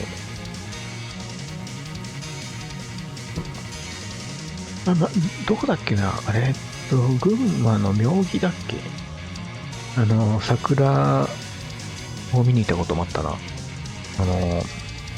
山の斜面一面に桜があって、それを見に行ったこともあったな。なんだかんだ若い頃は、お花見をしてましたね、私ね。だからだろうね。本当に、そういうのをしなくなったのは。多分、誰も言ってくれなくなったからかな。花見、これジンギスカン。やつだとかそうなんジンギスカン。怪獣の屋台の店。屋台とかね。そう、ああいう、なんだろう。ああいう敵屋の、まあ、お腹はもうね、いい大人だし壊さないと思うけど、ちょっとぼったくり価格の、ここで、この場で食うから美味しいんだっていう屋台の食べ物、まあ、最近いろいろおしゃれなもの出てるんだろうけど、昔ながらの、焼きそば、お好み焼き、たこ焼き、あと、スノーボール、あそこら辺ね、ああいうの、ちょっと久しぶりに食べてみたよね。そういうのもいい。長年お祭りにも行ってないから、基本なんかみんな同じ値段で、なんだっけ、焼きそば屋さんとかが何軒かあったとしても、みんな同じ値段でやってて、こういろいろ決まり事があるんだろうなとは思いながらね。なんだっけ、これもほんとずいぶん前だけど、八王子のお祭りに行った時にすごかったな。あれは規模がでかかった。で、同じ値段で同じようにやってるはずなのに、売り切れてる、焼きそば屋さんがあるのに、誰も買ってない焼きそば屋さんがあったり、面白いなとか思いながらね。原宿では時々キャンプしてる。まあね、違法とかルールに沿ってやってるんだったらいいですけどね。原道の特に雪山連峰が、いいですね、それ。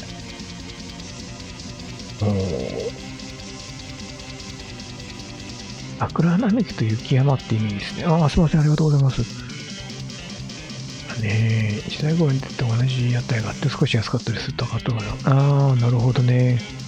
なんか、その場所によって、その敵や境界のがあるのかわかんないけど、なんかグループが違うのか、なんかね、いろいろ島争いじゃないけど、昔なんかいろいろあったな。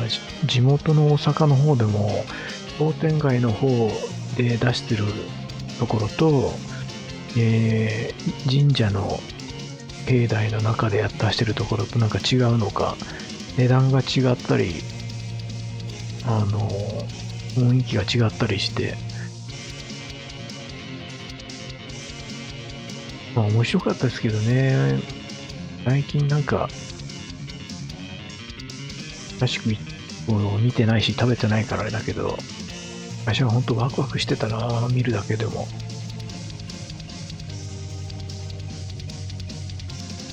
敵を何度か手伝いました。なんか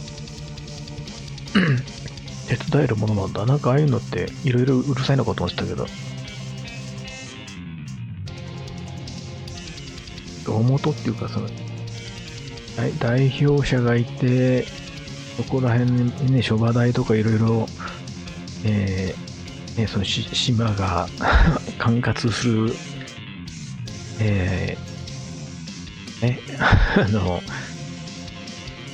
まあ、矢のつく大きな声では言えない商売の方々が取り仕切っててみたいなのがあったと思うんですけど、なんかね、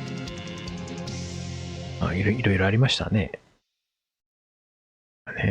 職場の前の公園で桜が綺麗で、ベランダでみんなで、そうなんですね。例えば絶滅危惧種になりますが、今年、まあね、その、衛生面とかいろんな問題があって、そういうのをクリアした上で残ってくれたらなと思いますけど、あれはあれで文化ですからね。まあいろいろその、背後関係のそのね、ドロドロしたものもなくなってもらえればいいなと思いますけど、人も嫌だから行ってない。初詣の日が結構経ってた。わかります。私の初詣は結構ね、1月後半とか、ひどい時は夏に行ったりしましたよ。織物ある方が集金でね、そうですよね。なんかいろいろね、体に、たくさん絵を描いた方々が、ね、取り仕切ってるイメージありますもんね。お祭りにやって職場になって、世間ではメジャーみたいですが、私今までお祭りで過ごしたことはね、ベビーカステラ、そう、いろいろね、ありました。懐かしい。かね、あれね、焼きそば、お好み焼き、たこ焼き、スノーボールっていうのが子供の頃から必ず食ってたものなんですけど、あれをね、いくら出来たてを速攻で家に持ち帰ったとしても、やっぱりね、家で食べると美味しくないんですよね。不思議と。あの場所で、なんかみんなとワイワイ食ってるから美味しく感じるんですけど、不思議なもんでね、やっぱ冷静になって食べちゃいかんなと思いました。いい思い出ですけど、またどこかで何かそういうの食べたいなと思うな。最後に屋台で食ったのは八王子祭りかな。そうなってくると、それこそ20年近く前になる。仙台だと七夕祭りの時にそういえば、仙台のね、七夕祭りはね、規模でかいですもんね。夏の計算の中で食べてこそ、本当そうなんですよ。りんご飴とかね、もうそうなんですけど、お祭りだからこそ美味しいというか。冷静になってお家に着いてから食べようとすると、別に大して新鮮でもないリンゴに思ったより綺麗な色してない飴、ね、がついてて、子供の時にそう思いましたからね。家に持って帰っちゃいけないもんだと。あれは、本当に。あれは攻撃品が気にしたわけだ。本当ね、あれは込みでお祭りだから、お祭りだからっていうのでね、スーパーボールとか、水風船とか、意味がなくてもやるんですよ。お祭りだから、金魚すくいも別に作ったところで、真面目に買うのかちょっと買わないだろうって。そういうのもあるんだけど、お祭りだからこその無駄遣いが楽しいんですよね。中の思い出にあった食べ物、くじ引きね、なんだっけ、あれは当たりが入ってないって昔から言われてたからやったことないけど、小学校低学年の頃、幼稚園から低学年までは綿あめは必ず買ってもらってたかな。リンゴ飴があったらリンゴ飴を買ってもらって、小学校の高学年とか、家族でね、そういうとこに行く年代、友達同士だけで行かしてもらえなかったので、若い頃とか小さい頃は、家族で行ってた時は、親に必ずねだってたのは、綿飴とか、りんご飴とか、あとはいわゆるかき氷ですよね、ああいうの。自分でお小遣いで友達同士で行くようになってからは、必ず焼きそばはマストで食ってたかな。で、お好み焼きかたこ焼き、どちらかは必ず買ったかな。そんな感じですね。なんかね、あんまりね、他の、チョコバナナは、なぜかあんまり食べる気なかったんで、買ったことないんですけど、ジャンボフランクとか、そこら辺も買ったことないんですよね。なんか買うものはいつも同じだったな。ベビーカステラとか、なんだっけ、カルメラだっけ、ああいうのも買わなかったし。あとね、小さい頃、小学校低学年の頃はお面をよく買ってもらいましたね。本当に、何が楽しいんだろうって思うけど、お面買ってもらってましたね。好きだったな、ああいうの。亀すくい。亀すくいは知らないな。亀かなりの重量だから大変ですよね。だからね、金魚すくいとかスーパーボール釣りとか水風船のやつは、友達と競ってたのでよくやってました。コツがよくわかんないからものすごくお小遣いを無駄にしてましたけど。町中へとが入ってる近くに小学校の夏祭りやってるの手伝いましたね。いちご飴ってリンゴ飴と同じような感じのやつ。最近なんかおしゃれバージョンがいっぱい流行ってるらしいけど、ああいうのは自分の子供の頃はなかったんですよね。リンゴしかなかったな。くじ引きで大きなヨギボが当たった人、大きな包みがついて。なるほど、そんなのも、一応そういうの当たるのあるんだね。ちの周りではなんか、当時、ファミコンとかゲームソフトとかゲーム機が目玉商品であって、結局誰も当たらずまた今年も当たりが入ってなかったやっていうのが多かったイメージ。なんかね、よく用意したんだから、音出しておこう。っていうか今日ね、ベース弾いてないからさ、単純に私が弾きたいだけなんだけど。今日はね、止まって。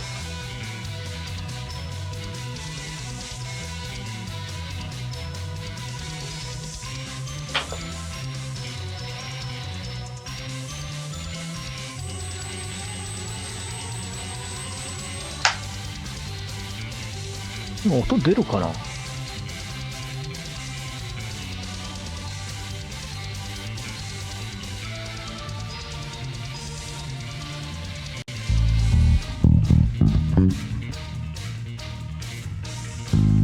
音出とる？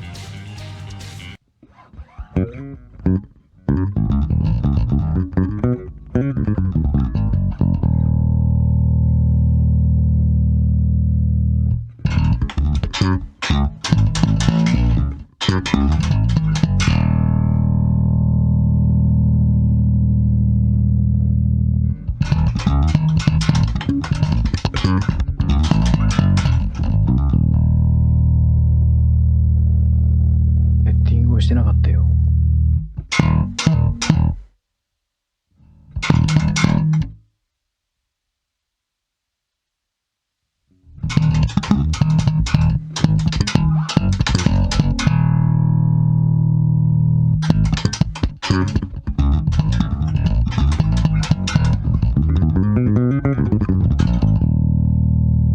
要はちゃんとベースカメラも用意しています。あ、下のタブ譜は気にしないでね。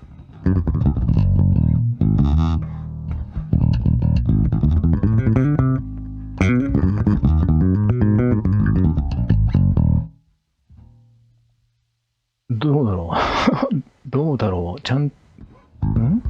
あ、これ音大丈夫か？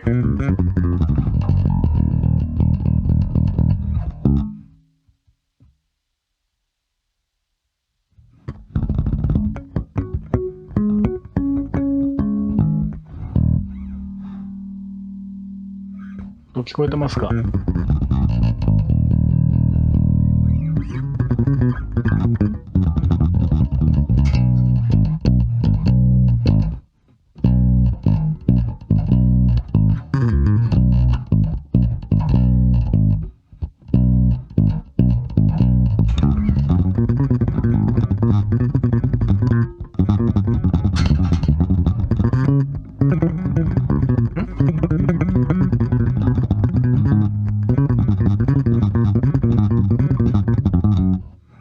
何の曲でしょう？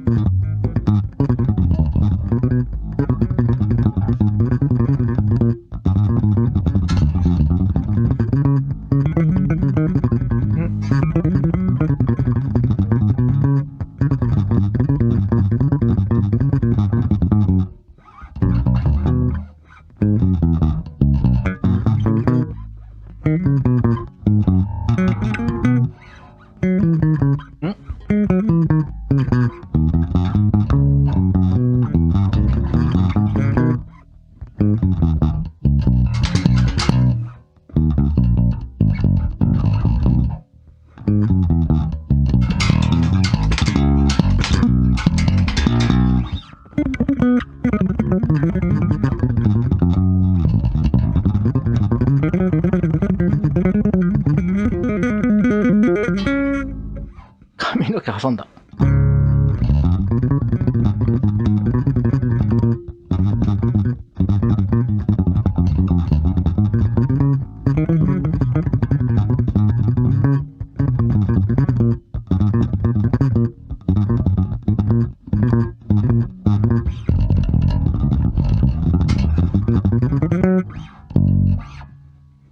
何の曲ででしたでしょうか。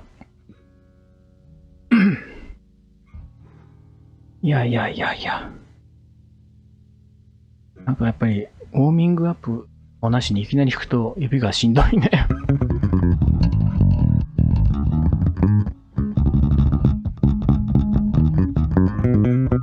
ここです。これは、キャスネルで使ってる、タイプライターという曲でございます。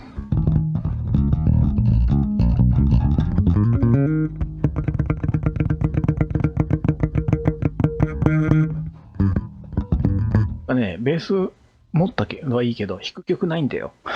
本当に。何も最近ね、ち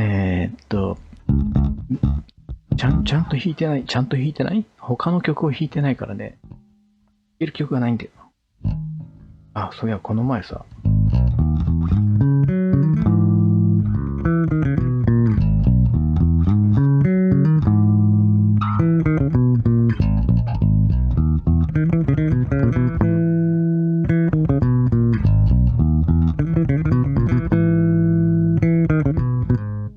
これわかるかな？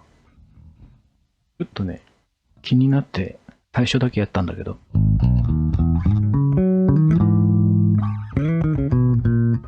まあわかんないだろうな。これ分かったら相当マニアックだから。これまでちょっと、本当に。まあいいや。はい。これは、わからないで当たり前だと思います。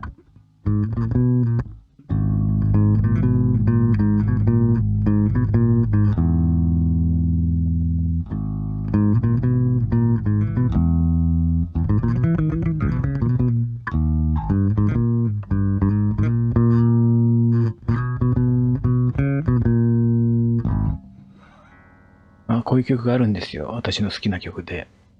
それをね、なんか、これどうやって弾いてたんだっけなと思って、原曲を聴いたら、ピアノでカバーしてる人がいて、そのピアノをね、ちょっと頭だけ、ち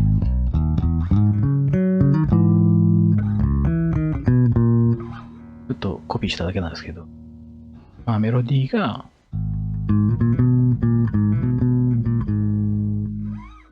A メロね。こういう曲なんですよ。ただ、知ってる人は少ないと思う。はい。こんな感じ。あとはもうほんとね、ガルの曲しか弾いてないんですよ。で、ベースだけで弾いてもみんなわかんないでしょ。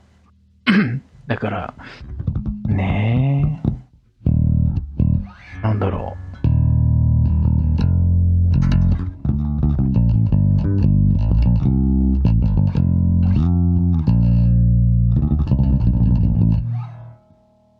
なんでしょう。最近のね、右手を鍛え直したおかげでね、右手がちょっとね、力つきました。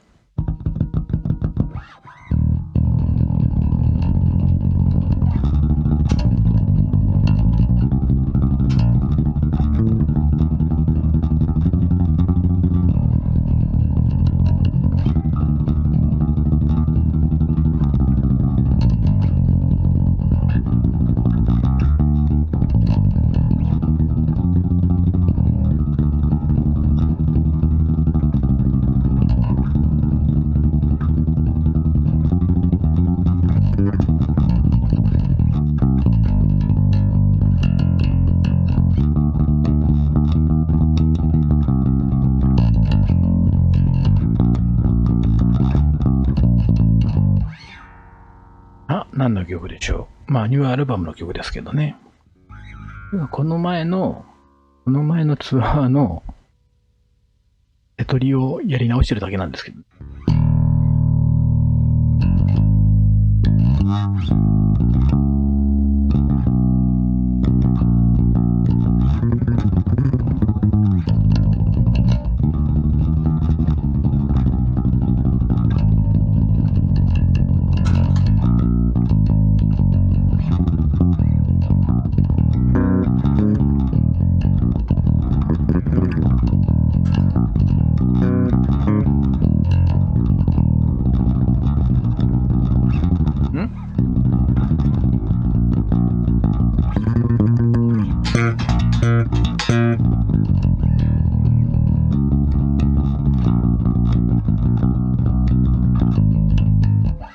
あ、結構わかるのか、これは。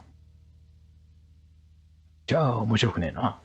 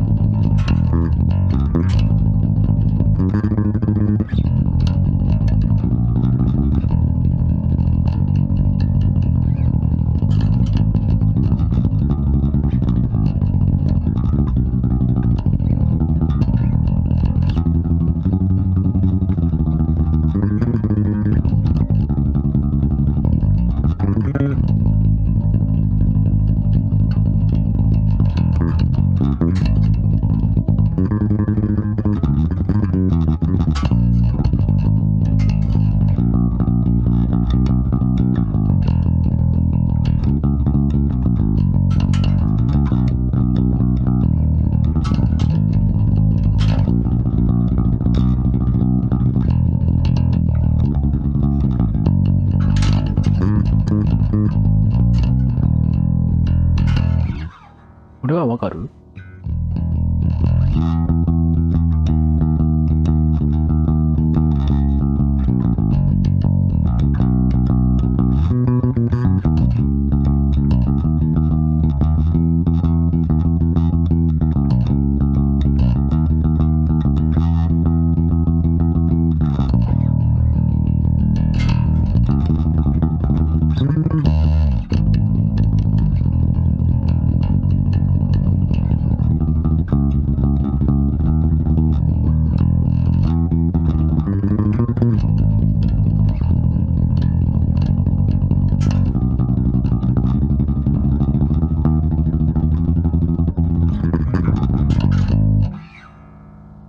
な感じでございました。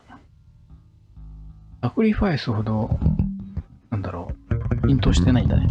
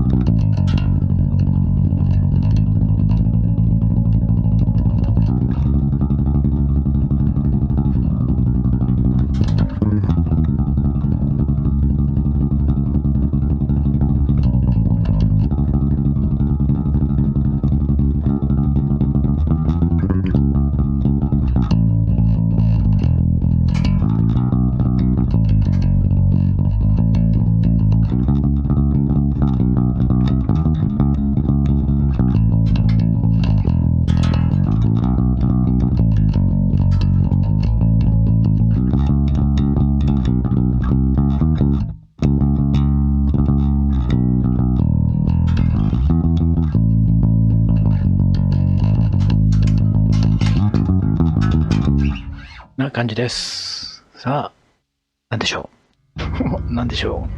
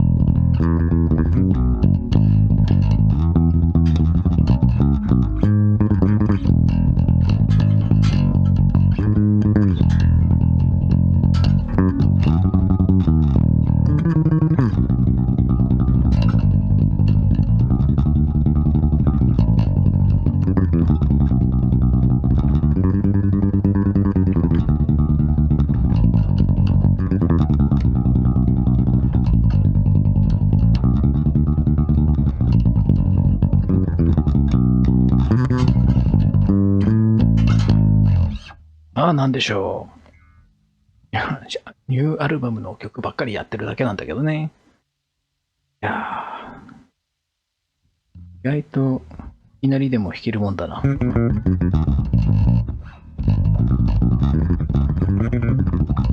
いや、これは関係ないよ。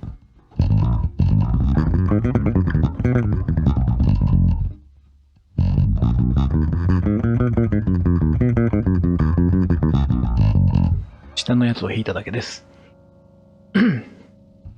あとなんだ、この前の、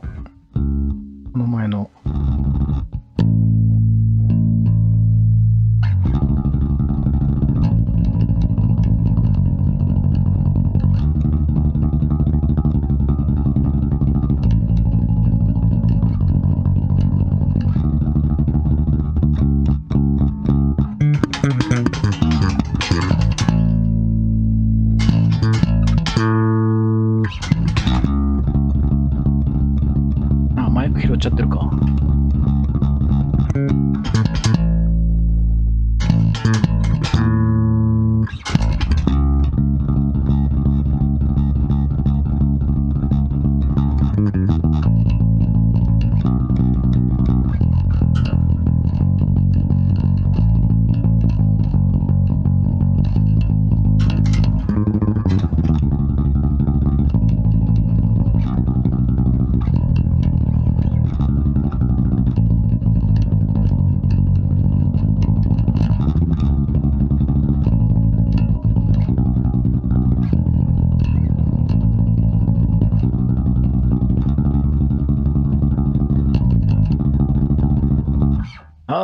さあ。ちょっと待って。プランプだとね、ちょっとマイクで拾っちゃうからね。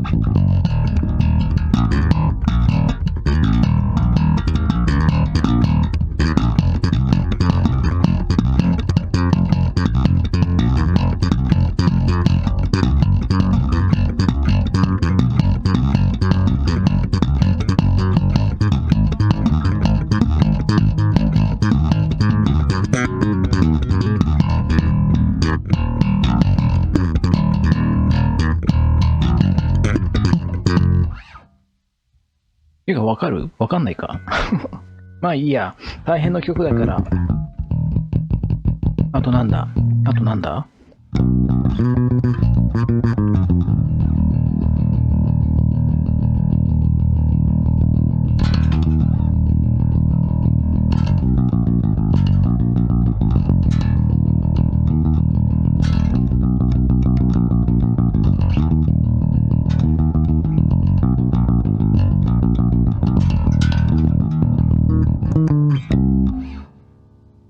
この曲もあったね。あと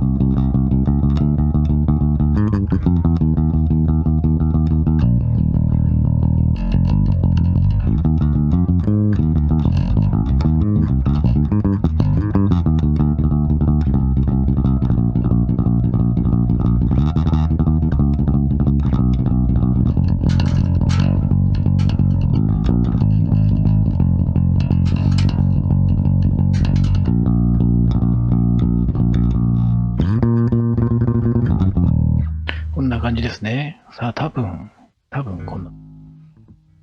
これで、7原曲以外はアルバムくらいだったな。多分やったよね。他なんかあったっけ？この前のセトリの曲でやると、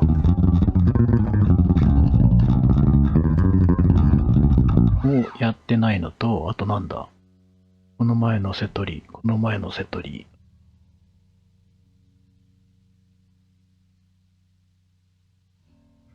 あとあれだもんな。ちょっと待ってね。7原曲ぐらいか。よいしょ。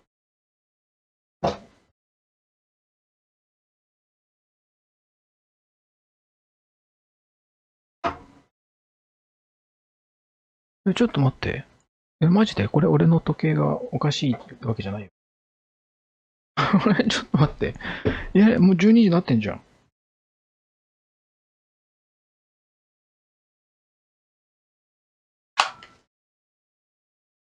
みんな言ってよ。12時になってんじゃん。あれおかしくない？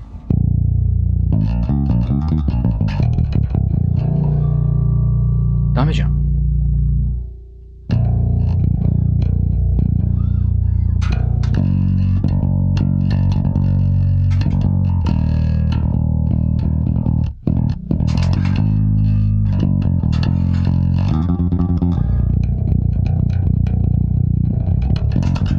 寝ないと。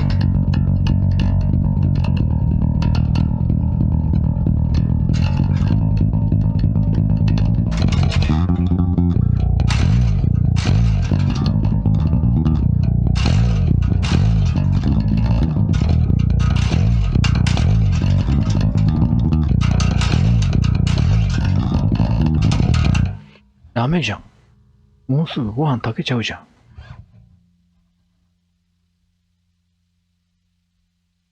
いつの間に、えあれ、そんなに無駄話してたかな、俺。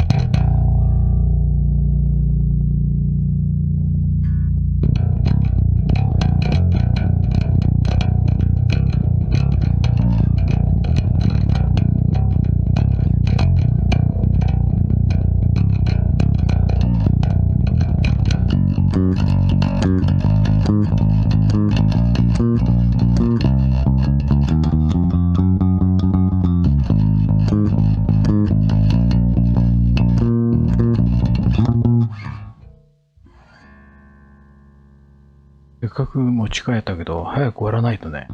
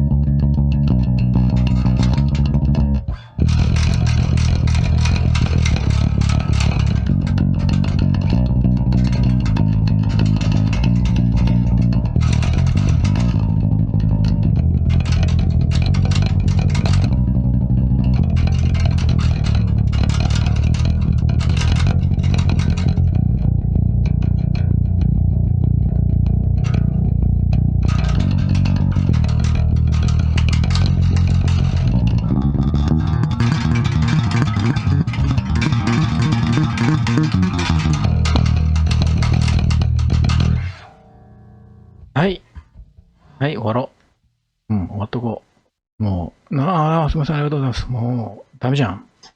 ダメじゃん、もう、日付変わっちゃったよ。もう、配信始めた時より1日年取っちゃったよ。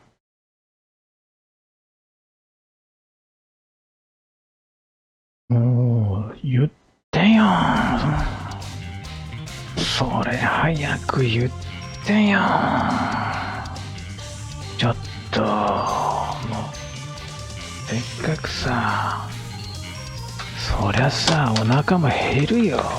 食べ忘れてたよ。ダメじゃん。すみません、ありがとうございます。もう、みんなのいけず、ダメじゃないですか。それ、1分20過ぎちゃったよ。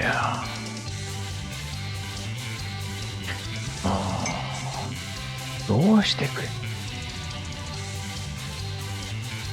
ダメだね。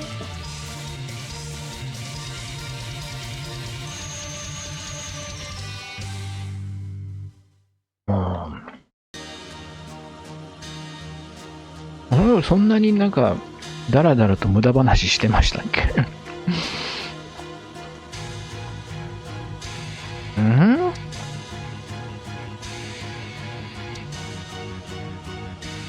ダメじゃん。多分これ、このお団子って、賞味期限消費期限 ?10 日とかじゃないの？書いてねえや。日またいちゃったじゃん。もう。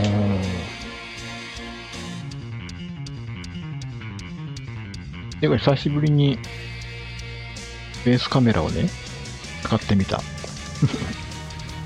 今日はちゃんとベース弾けたら弾こうと思って事前に準備してたんですよ。で、ベースカメラを久しぶりにセッティングして事前にチェックしてたら、この前なんだっけ OBS この配信ツールね、アップデートがあったんですよ。前回の配信以降で、今日セッティングしたらなんか仕様が変わってて、ってあともう配信まで5分しかないのに何が原因だろうってわたわたしてたら、いろいろ大事なこと忘れてて、配信始まってせっかく用意したしベース弾こうと思ってベース持ったわけじゃないですか。でベース持って繋いでる時に気づいたんですよ。はい、セッティングしたらいいけど弾く曲を何も用意してねえやって。そら練習モードにすぐ入っちゃいますよ。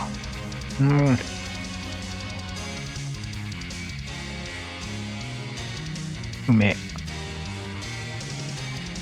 おいしい。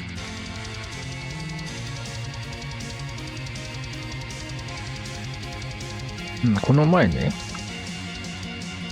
普段あんまり行かない自分の家からちょっと遠くなるスーパーでお惣菜コーナーを見たんですよ。そこでお惣菜を買うことはないんですけど、今までなかったんですけど、ちょっと見てみようと思って。そしたらそこに口に物が入ったまま喋るなってね、なんか多分その日限定なのかわかんないけど、お団子とかが置いてあったんですよ。で、こんな感じのね、海苔巻いて串に刺さった団子がね、置いてあったの。で、パッケージ見たら、パッケージってこういうね、バッグ見たら、焼き餅って書いてあった。ね、絶対うまいじゃん。でも、配信時以外、私完食しないので、これ配信の日にこれあったらいいなと思って食べてみたいなと思ったんだけど、今日慌てて買い出し行った時にそのことすっかり忘れてて、団子買って慌ててね、セブンに寄ってお家着いて、なんとか間に合ったと思って団子をレジ袋から取り出した時に、そういや向こうのスーパーで、遠い方のスーパーで焼き餅探す予定だったんだって、お家着いてから気づくっていうか思い出すっていう。そのうち配信の日、ゲットできたら見た目すごく美味しそうだった焼き餅を買ってみたいと思います。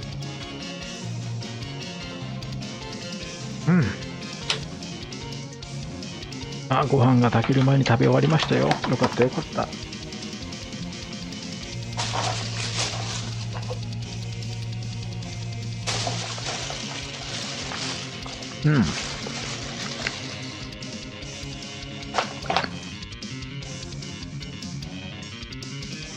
冷戦相互の団子は一層美味しいことでしょう。もちろんでございます。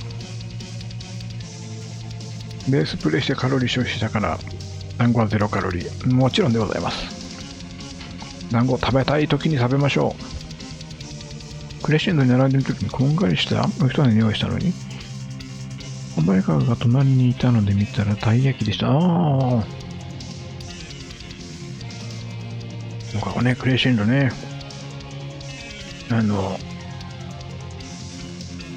隣に団子売ってるようなとこだったら、ライブ見るよりも団子屋に並んでたかもしれない。たい焼きね、変わり種たい焼きもいろいろあるけどね、昔ながらのシンプルな、たい焼き、出来たてとか食いたいね。いやー、よかった。お腹も、これをオードブルとして、なんとか。てかもうすぐ開けるはずなんだけど、音が鳴らねえ。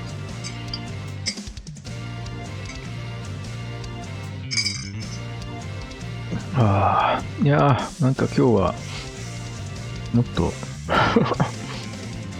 もっと余裕かましてベース弾く予定だったのに、弾く曲を何も考えてなかったのと、思った以上に喋ってたんだね、俺ね。感覚的にはまだ11時ぐらいだったよ。おかしくね？俺何もしてないですよね。あれ、スイーツ食べただけなのになんでそんなもう12時になってるの？おかしいね。なんだろう。年かな。日違い早く感じるのもやっぱこれは老いなのかな。こんな感じで過ごしてるからあっという間に1年が過ぎちゃうんですね。怖い怖い。で、ということでですねどういうことなんだろう。12時も過ぎましたので、締めに入りたいと思うんですが、次回はですね、おそらく26日になるんじゃなかろうかと。19日はアルファンプラで見に行くので、私は配信できません。なので26日に配信をしようかと思っております。で、そうなるとですよ、5月の3日を予定するってなると2週連続になっちゃうんですよね。そこでですよ、皆様に相談です。2週連続がいいか、それとも、もう次の配信はもう3日でいいか。ここら辺ね、どれが皆様はいいんだろうかという、意見を、募りはしませんが、どうしようかなと思ってね。年後3日年後にちゃんと分けたら、それは分けますよ。うちの地域うるさいんですもん。いや、だからいろいろ答えていらっしゃいますけど、私意見は募ってないですよ。26日3日と2週連続するか、もう次はもう3日の配信にするか、いろいろね、考えておきます。はい。皆さんが、2週連続にしてほしいっていう声が大きければ大きいほど私は多分やらないと思いますが。ね。はい。いろいろとね。やれるときにやっておこうというのが私の配信スタンスですので、多分26日やるんじゃないかなと思いますが、その時26日やったら、じゃあ3日いいかなって思うかもしれないし。まあ、わかんないです。26日もおそらく久しぶりに声を出すことになるので、下手したらね、アルファンブラのライブで、終演後一応、何事もなければ結城さんに挨拶しに行って帰ろうかと思うんです。その時に声出しで以来、次の26日まで一切声出さない可能性も出てくるからね。一応、配信前に、かけた。一応配信前に、って声出してるんだけどね。喋り始めると、なんだろう、ね、声帯が、寝起きにいきなり働かせるなよ。動かなくなっちゃったりする。普段から、声を出しておくか、皆さんが、私が咳込むのをしばらく我慢していただくか、どっちかになると思いますが、また、おそらく26日の配信でお会いしようっていう感じですかね。はい、そんな感じですよ。ベースタイム素敵でした。ありがとうございます。本当に何もノープランで弾き始めたベースでございましたが、はい。なんか、あんまりいい音してなかったな、俺な、今日。ちょっと、反省点を踏まえて、明日は練習に励みたいと思います。かな。もっといい音出せたと思うんだけどな。そんなリクエスト曲が決まっちゃった練習になってしまう。まあそうですね。っていうか、まあ結局やることは変わらないんですけどね。どの曲だろうが、まあ今はその前回のツアーの曲を覚えてるから、その曲で右手強化のための練習をしてますけど、次のツアーのセトリが決まったらそれで、右手の強化の練習をするだけなので、いや、本当に、今日のおかずはですね、もうレトルトのカレーにしようかと思っております。なんかね、作るのめんどくせえなと思ってね。ていうかね、ご飯が美味しくなると、やっぱカレーとか、そういうのを食べたくなりますよ。関係ないか。ご飯が美味しく食べれるものが欲しくなっちゃうんですよ。はい、キャス前に意味なく、どういうこと意味もなくレア君に電話しようって。2週連続でスイーツタイムがあるようなね、そう声出しの金ってことか。2週連続でスイーツタイムがあるようなね、ケーキトークしてました。まあ、一応ね、まあ、自分がすごく元気だったら26日3日と2週連続でやるかもしれないけど、何もネタもないのに2週連続でやるなよと。毎回何曲も弾いてる結城さんを見習えよっていうね、声が聞こえてきそうなので、私ごときが2週連続はどうかなとは思うんですが、3日は、私の誕生日を祝ってくれよっていうのもありますので、3日はしたいなと思うんですよね。3日はちょっと、この寂しい特許老人になんかねぎらいの言葉をかけてくれよっていうのがあるんですよ。なので、まあ、26日やるかやらないかですね。まあもしかしたら26日寂しくなってやるかもしれないんですけど、まあネタはないですよ、言っときますけど。3日も多分ないですよ。ベース弾いたところで、今日みたいに同じ曲をただ、ボケもなんもなくベースラインだけ弾くだけになりますけど。はい、そんな感じでございます。はい。発声練習としてリアクに電話するわけない。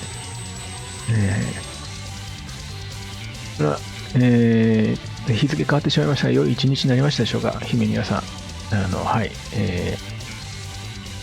誕生日の余韻に浸ってゆっくり休んでください。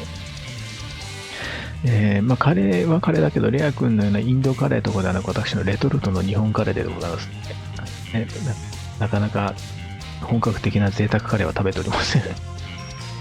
まあ、ラジオもできればやりたいんですが、なかなかね、自分がこう、もろもろ終わって、うーって一息ついた頃には結構遅い時間になってるので、2時、3時、4時とかにラジオやったところでっていうね。なので、なかなかね、はい、そんな感じでございます。ちょっとね、本当にはい、